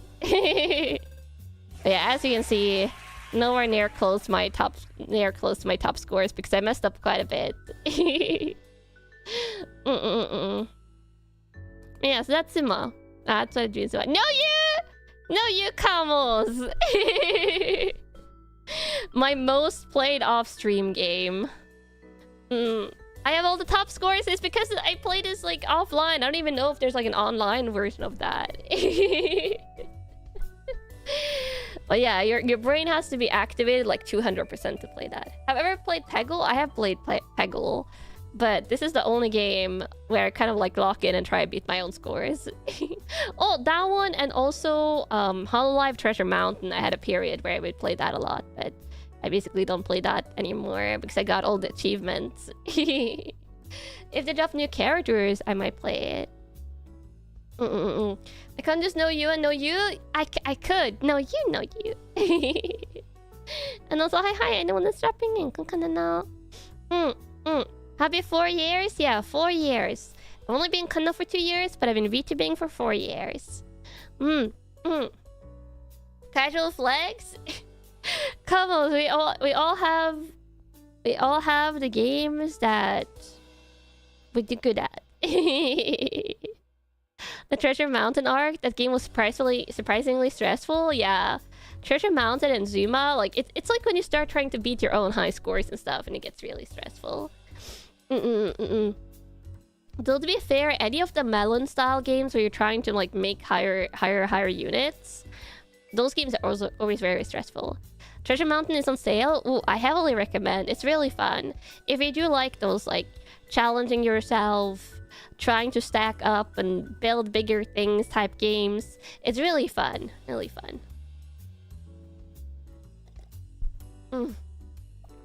You always love finding out people's pet game that they always come back to? Yeah. My current most played off-stream games is probably Zuma and Reverse 1999, though that goes in waves. And I did play Pocopia a lot, but I haven't played it in a while now. So it kind of depends. It kind of depends. Yeah. I feel like Pocopia is a tiny bit like Minecraft in the way that you get really sucked in, really sucked in for a while, and then you don't even want to even look at the game for a period. It's like, what should I say? It's like the temporary addictions. Yeah. Tomodachi Island? No, I don't play Tomodachi Island. It looks really fun, but I think it's like the game I would purely like on stream. And I would rather play other games on stream that are higher up on my playlist. Like tomorrow is Ratchet & Clank. I'm so excited. Your go-to is Street Fighter 6? You need a healthier one? I mean, you're practicing your fighting game skills. That's a good thing to keep up. Yeah. Simple Factorio and Satisfactory? Ah, yeah, Satisfactory. True. Ratchet & Clank and Ribbit King are going to be so much fun this week. Yeah, I'm looking forward to it. I have not really looked at Ratchet & Clank footage, and I haven't played the game since back when I had a PlayStation 2. Yeah. I'm really excited. I got a PlayStation 3 for Ratchet & Clank? I did. I have the physical PlayStation 3 version of Ratchet & Clank, the original. But then I found out that they stream it. You can stream it on PlayStation 5, which is what I'm doing. Because I've tried to figure out how to do capture for my PlayStation 3 for literal months, for those of you that have followed that saga. And that was like, I've tried HDMI converters. I've tried HDMI to like the other type of output to other types of converters. I have tried so much stuff to figure out PlayStation 3 for the capture card. Like, I can connect it to my screen and play it, but I can't connect it to my capture card because of their HDMI encryption. That is on, yeah, it's the HDCP protection, whatever it is, thingy that the PlayStation 3 in particular has, that the PlayStation 4 and the PlayStation 5 do not have. So it's a huge pain. And I was trying to figure it out. Like, I've done a lot of troubleshooting. But I'll just stream it from the PlayStation 5. It's fine. And if it's a little bit laggy, it's okay. How much money did I spend trying to get it working? Probably like $300+ if you factor in the price of the games, then probably $500+ but I actually don't mind having spent the money on the games on the PlayStation 3 because I do really like the PlayStation 3 console and the library of games there, and I am really happy to have the physical copies of the Ratchet & Clank games because it's not like those are going to become cheaper, and it's a beloved gaming franchise for me, so yeah. And I had lost some of the older games that I had, so I'm happy to have them back. Yeah. A couple of the discs I already did have, but yeah, happy to have them in PlayStation 3 versions. And the PlayStation 3 I have is functional. It just doesn't work for streaming. I could have that and like preserve it well for the future. Having physical copies is very satisfying. Yeah, exactly. The OG Demon Souls is still good. Yeah, there's some pretty cool games that are console locked on the PlayStation 3. Have I played the last Ratchet & Clank game? Oh, the PlayStation 5 one, I did play. Yeah, back when it released for the PlayStation 5. Not on stream, but I have played it. And some of you might have noticed, but the playlist that I made for the PlayStation, for the Ratchet & Clank, I guess you could say Ratchet & Clank PlayStation 2 streams, the playlist that I made for that, I called the Ratchet & Clank this series or something like that. I don't remember exactly what I called it, but basically my plan is not all in one go, but gradually on stream combos. I want to play through Ratchet and Clank 1, 2, 3, which is Going Commando, which is the OG one, Going Commando, the entire series, yes. The OG one, Going Commando and Up Your Arsenal. That's the triple trilogy of PlayStation 3 ones, the PlayStation 2 ones. I want to play those three. I want to play Ratchet and Clank Gladiator as well, because that one I have great memories from. And I want to play the future trilogy, which is the PlayStation 3 trilogy, which is Ratchet and Clank, Tools of Destruction, Ratchet and Clank, Quest for Booty, and Ratchet and Clank, A Crack in Time. Yeah, those three. I want to play all of those on stream eventually, like in chronological order. Agent Clank, maybe not. Size Matters, probably also maybe not, but those are the ones that I want to play in chronological order on stream. Yeah. Will I play the hero shooter too? No, those seven games. And then I guess eventually the PlayStation 5 game on stream I would have to do if they do a new Ratchet and Clank, because that one continues on the PlayStation 3 era game. Because if you didn't know, there's a PlayStation 4 Ratchet and Clank as well, but that one is its own thing. So the one that continues the PlayStation 3 A Crack in Time game is the Rift Apart PlayStation 5 Ratchet and Clank. Never heard all of those names together to notice the pattern. Yeah, they don't sadly do that anymore. The fancy naming. Size Matters, yeah, Size Matters is a Ratchet and Clank game. It's a more of a weird one. I don't think is the story connected to the other ones? I don't remember. Yeah, the PlayStation 4 game is a kind of like remake spin-off for the movies that they did, or for the one movie they did. I haven't watched the movies and I haven't played the PlayStation 4 game. I might play the PlayStation 4 game in the future because I think I actually own the physical copy of it, but I don't have any immediate plans. Going Commando is one of your favorite games. It's so good. There's so many good Ratchet and Clank games. The movie is very mediocre. Yeah, that's what I heard. And I don't like that they changed the OG story, because the Ratchet and Clank story is very fun, very whimsical, very fun, and surprisingly goes a little bit deep. Yeah. You never play the games because you don't do PlayStation, but the titles were always funny for Ratchet and Clank. Yeah, exactly. Except for the first game, which is just Ratchet and Clank. But it makes sense because it's the OG, so you don't need to have like an addition to it because it's just Ratchet and Clank. Yeah. As a Duck Detective, I'm a fan of Sly Cooper. Funnily enough, I never played the Sly Cooper games. I haven't played Sly Cooper or Rayman, which is something I also get asked about. We did have one of the PlayStation 2 or 3 games for Crash Bandicoot though. I don't remember which one, but I remember particularly the levels where you were like inside a hamster ball in Crash Bandicoot. So one of the Crash Bandicoot games I have played quite thoroughly. If I see the hub world in them, I could probably identify which one, but I have forgotten. Yeah. The voice actor for Tidus in Final Fantasy X was the voice actor for Ratchet? Oh, I didn't know that.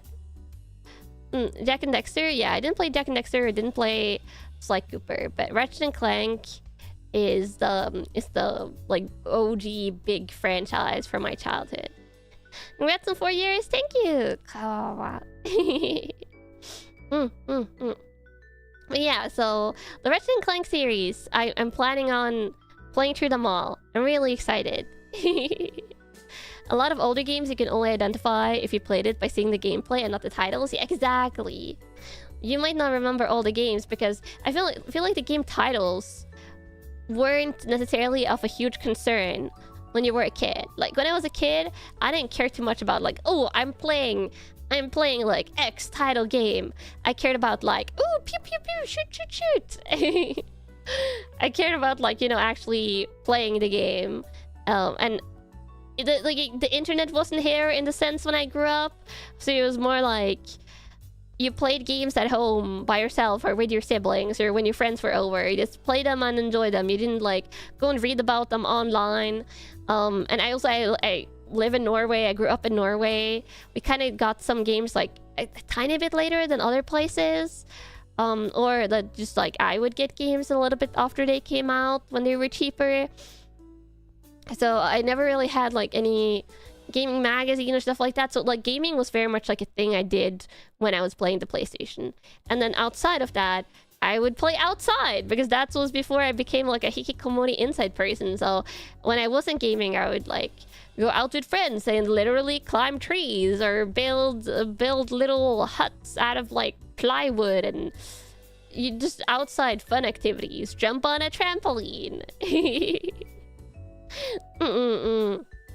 Yeah, the good old days.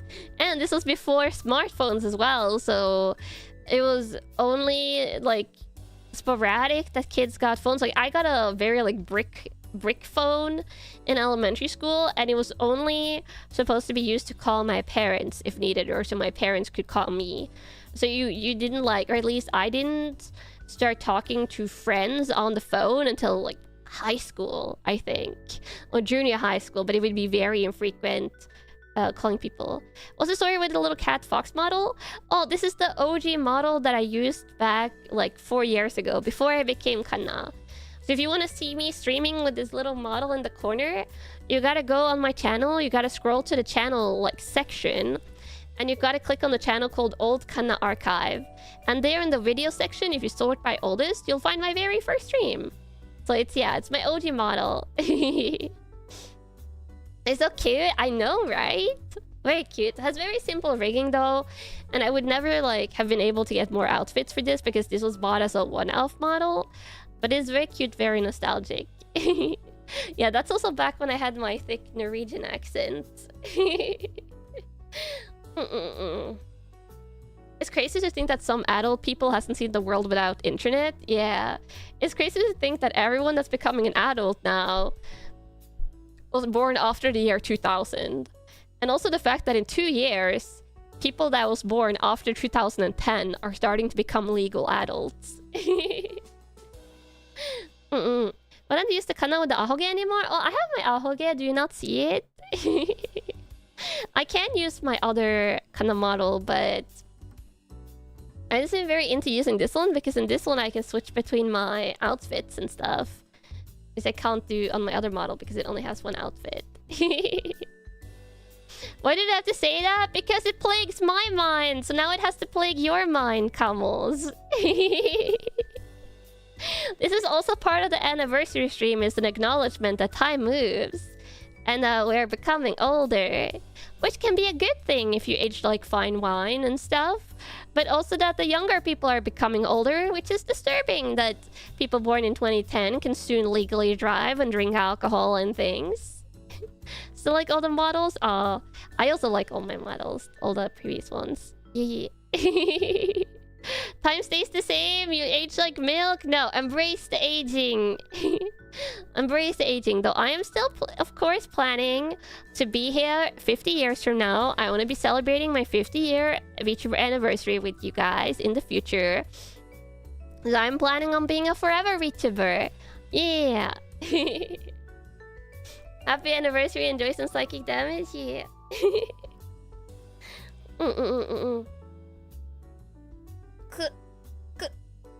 Sorry, just doing some stretches. Good thing is, Camels, I'm not feeling... Okay, so for the entirety of the stream, I was honestly prepared for the fact that I might have to do like an emergency stream ending. But for the entirety of this stream, I felt like a little bit loopy, like had like brain foggy. I feel like I'm operating at like 75% of what I usually do for streams.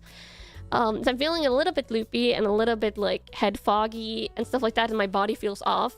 But I haven't felt like any spells of like super weird head reactions that is hard to explain, like the ones it's not the heat, no, it's my chronic condition, which I explained at the beginning of stream what's going on if you want to zoom on back and listen to that after I'm done or something. But I haven't gotten any like concerning bouts of reactions, which I'm really happy about. So So it's not getting worse. Yeah, that's what I'm hoping. Though, actually, let me switch on my alert, my wake up alert for tomorrow. I'm going to switch on that to actually be at like... Wait, when do they open their phones at my doctor's office? Google this.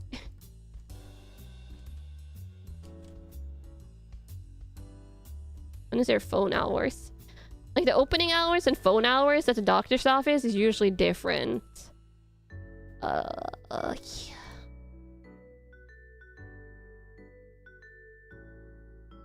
Oh, they do open at 8. Okay. I think their actual office opens at 8 and their phone actually opens at 8. Okay, so then I'll put my alarm on like 7:45. Oh my god. I'll probably wake up, call the doctor's office tomorrow, and then go back to sleep. Depending on if they haven't, like, if they can give me an emergency, like, I don't want like have like an in-person consultation. I just want like a phone consultation with my general physician if it's possible. Yeah, I have one alarm at 7:45 and one alarm at 8:08:00. Yeah, there we go. Oh, someone sent me a Maro right before stream. I will read this. Oh, a Vodka and Camel sending a happy anniversary. Thank you. Thank you for all the sweet Maros you guys have been sending throughout the day and stuff, by the way. Imagine waking up like on a normal time zone. Yeah. Oh, by the way, Camels, I have a Maro related question for you guys. Maro related question. And that is, Maros have a like function, which I have started using lately for those of you that are sending art link Maros. So I'll remember which of the art link Maros that I download. Like, I usually like them when I go and like download the art. But do you guys want me to use the like function on Maros so that you guys see when I read Maros? Though I will say I'll have to go in and like double read them, because usually I read the Maros on the phone. And when I read the like the email version of the Maros, I can't leave a like. But if I go into the website version of Maros, I can read them. Yeah. It's fine either way. It would be appreciated. You wouldn't mind. You never know if they make it true. I can do that then. I will say though, I do ask that you guys, if you're sending me Maros every day, then I ask that you limit yourself to max 2 Maros a day, because I have sometimes gotten a little many Maros from where I suspect it's like the same person occasionally, or like one person will send me like 5 Maros in one day, and that would be a little bit too much for me to send likes for. So do limit yourself to 1 Maro a day, or if you do want to send like your 1 Maro but you want to write a longer one, you can send it into parts, because I know there's a limit on how much you can write. But 1 Maro a day, I think. Well, I don't find you guys as Maros annoying, but if it's like 10 Maros a day, then that's a lot to read outside of streams. And I do like leaving my Maros open, and like no one has been like bad in sending a lot of Maros. Like, they haven't been like bad Maros, but even really sweet messages, 1 Maro a day, I think. You're very inconsistent in how often you send them, usually about 1 or 2 a week. Yeah. Feel free to never send Maros if it's not your thing, but it is also there if you want to send a longer comment and you don't want to like leave it in the YouTube comment section. What's a Maro? Okay, so a Maro is something called a marshmallow. Marshmallow. I'm just saying it cute in Japanese. Marshmallow. Which is basically you can say anonymous message system that is used in VTubing a lot. The link to my marshmallows is always in the stream description. And you can send it and choose to sign or not sign your name. I do have my Maro set, so you have to make a marshmallow account to actually send them. But if you don't sign your Maros, then you could still remain anonymous. If you want me to know that it's you that has sent it, I recommend signing with your username. But you can send it anonymous if you want to. Easy to forget about those. Yeah. I think it's maybe you see them more often in the JP side of VTubing because it's often used there. You never heard of this? Yeah. It's always linked in the description. Like you can use it to send me messages. I sometimes get it for sometimes Kamos will send me and be like, oh, I'm going to be traveling for 2 weeks. And I won't be like around streams and stuff. So sometimes Kamo send me stuff like that. Sometimes I get just cute messages.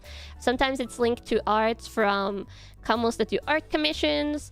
It's a great variety of stuff. But yeah, you can send it anonymously or you can sign your name. It's up to you. But I do have the sign-in system for mine. It's just another security setting and stuff. And then since it is an anonymous messaging system, sometimes people can use it to, you know, send negative stuff. And the reason I have mine on sign-ins is that if anyone wants to do that, then I don't really care and they get banned. Same way that if someone was trolling in YouTube comments, which you see in chat, then people get banned from the channel.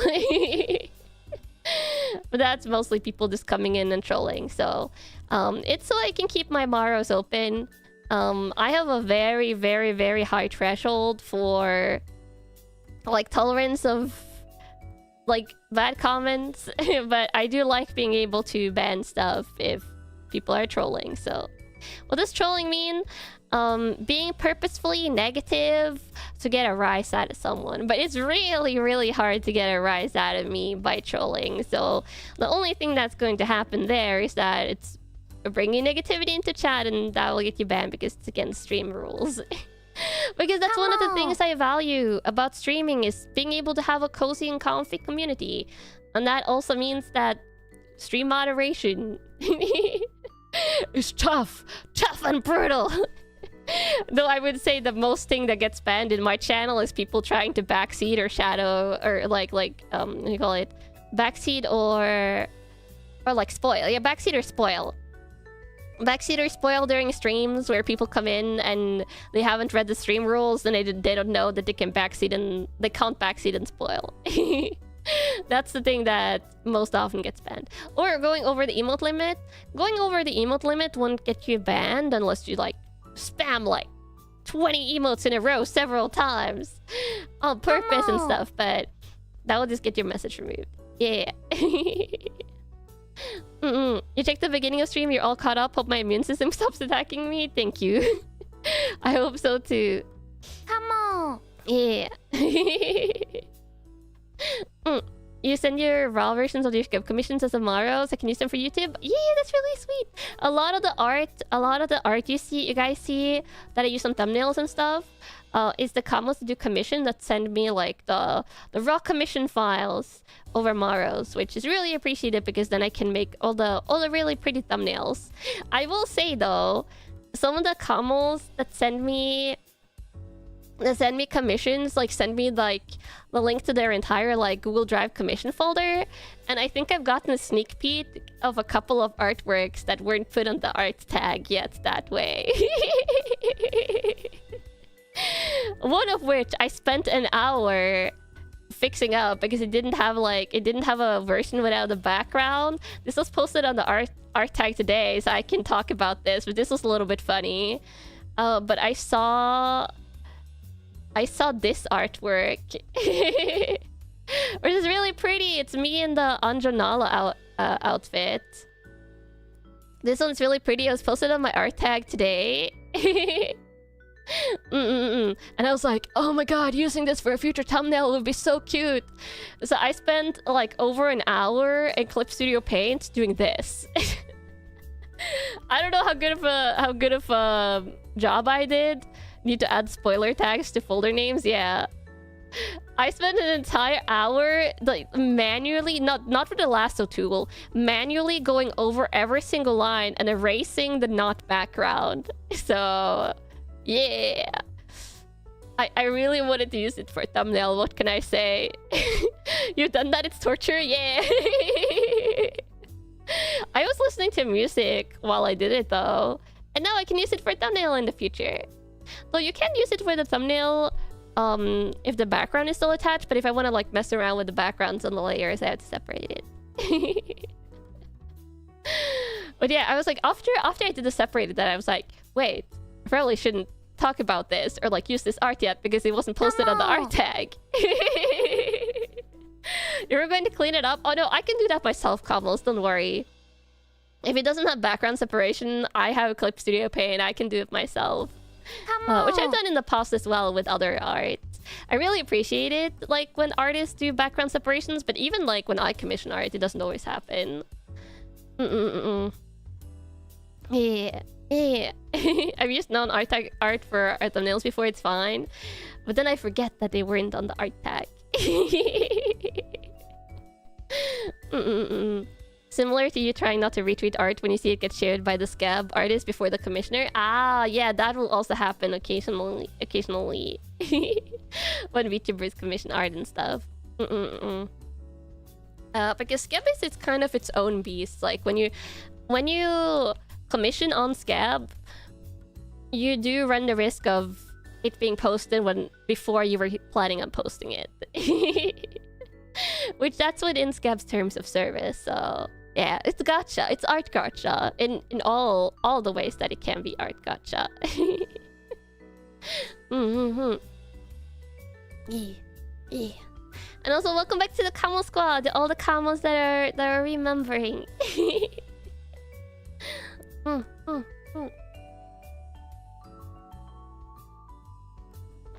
But usually with very good rates. Yeah, usually the scab art rates are very good. Come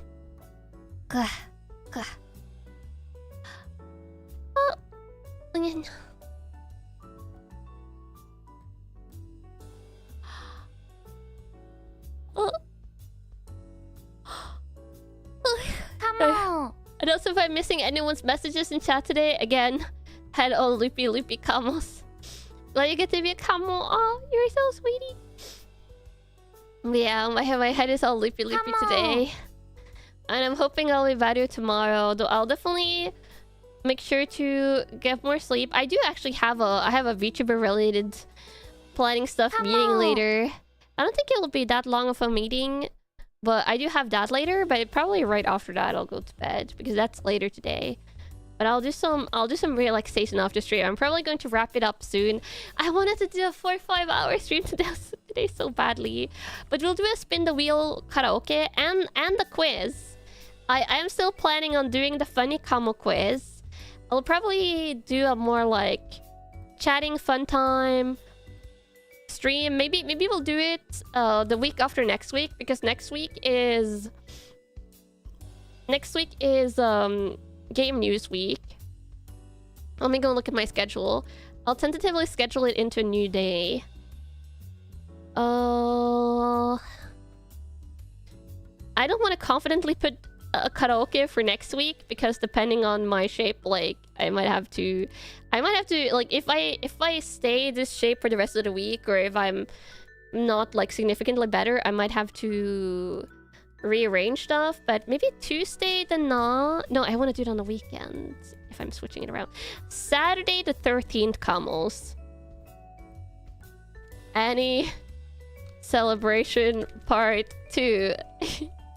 Quiz and karaoke. I'll do it on since I'm moving it to another day, I'll do it on a Saturday, because I know a lot of you coincidentally have the day off today because of Pentecost for a lot of you in Europe, or is it Memorial Day? Yeah, I know the US also has a different day, so today kind of like fitted around a lot of you guys having free, luckily. But we'll do Saturday next time. Memorial Day, that's it. Yeah. And in Norway, it's Pentecost. A lot of European countries has Pentecost, just like a day off day. So it's a long weekend, but we'll do it Saturday the 13th then. It's the anniversary part 2, where I'll do a cute little Kamo quiz and we'll do spin the wheel karaoke. If I'm still feeling a tiny bit poorly, we'll do mellow spin the wheel karaoke, where I make a second list of songs that I know, but I remove all the higher, like super high energy stuff. And we do spin the wheel of that. But if I'm feeling tip-top shape, we'll do my true gacha wheel karaoke, which is all the songs I know, just on a spin the wheel. But yeah, Saturday 13th. I know some of you guys like planning a planning around karaoke streams or planning around like bigger celebration streams. So I'm giving you guys a date. And unless I will say, Kamos, the only thing that can move that is that if somehow at the Summer Game Fest or the PlayStation Showcase or the Xbox Showcase, Remedy Studios suddenly goes like, Saturday 13th of June, we're shadow dropping Control 2. Or if Insomniac Games like shadow drops a new Ratchet and Clank game or something. If stuff like that happens, then I will move it. But if not, it's happening. 3-hour streams are considered long. It's my usual 6 hours. I would say my usual is more like 5 hours. It's just this past month that I've been doing a lot of 6 and 7 hour streams. But 4 to 5 hours is my stream norm. So 2 hours is kind of short for me. You expect absolutely everything to get dropped for this? No need to caution? Yeah, if Control 2 gets announced, there's a couple of games that the shadow drops for could move it, but the next Ratchet and Clank game is like 2028 from the info we have. Sadness. It better be a good Ratchet and Clank game though, if they're going to keep us waiting until 2028. The State of Play? Oh yeah, next week we're getting a PlayStation State of Play. We're getting an Xbox Showcase that they announced over a month ahead of time. And we're getting a Summer Game Fest. And these are probably going to be a major Xbox Direct and a major PlayStation State of Play, because they're doing a movie theater screening? A movie theater screening. Was Rift of Time good though? Rift of Time was like a 6-7 out of 10 for a Ratchet and Clank game. I want to say 6 out of 10 because of post-game content. Yeah, it's E3 week. It's mini E3 week. And we're getting Summer Game Fest. So, yeah, mini E3 week. Yeah, and Nintendo. Nintendo might do something in June, but not necessarily next week.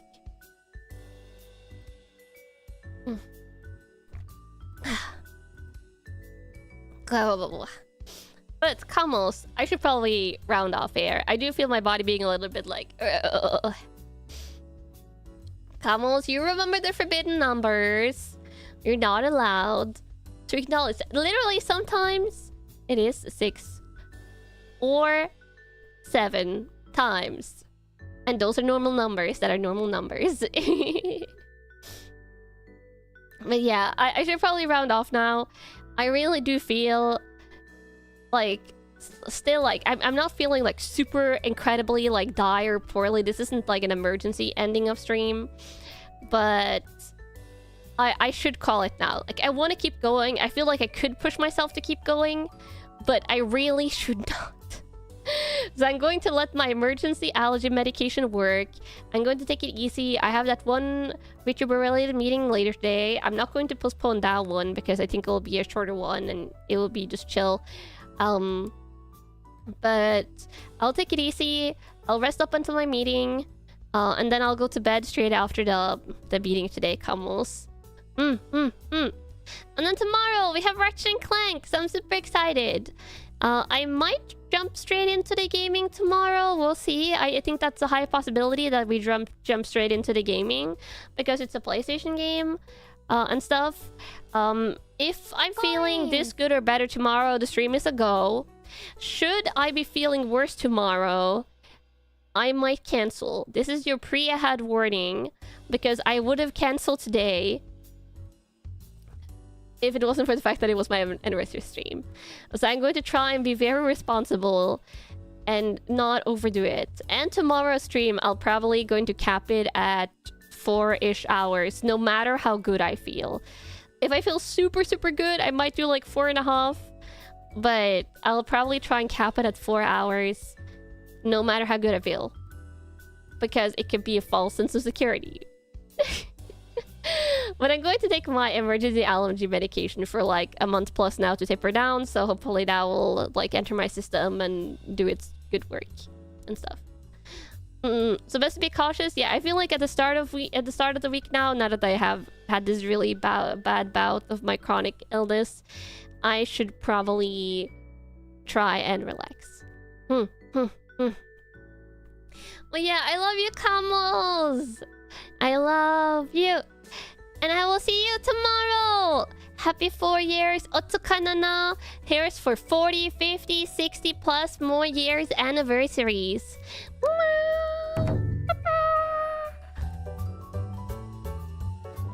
I'm not going to raid at the end of stream today. I'm just going to end Kamos. Yeah. Oh, and welcome back all the Kamos to the Kamo squad. Please go listen to the cover if you haven't already. Yeah, please go listen to the cover.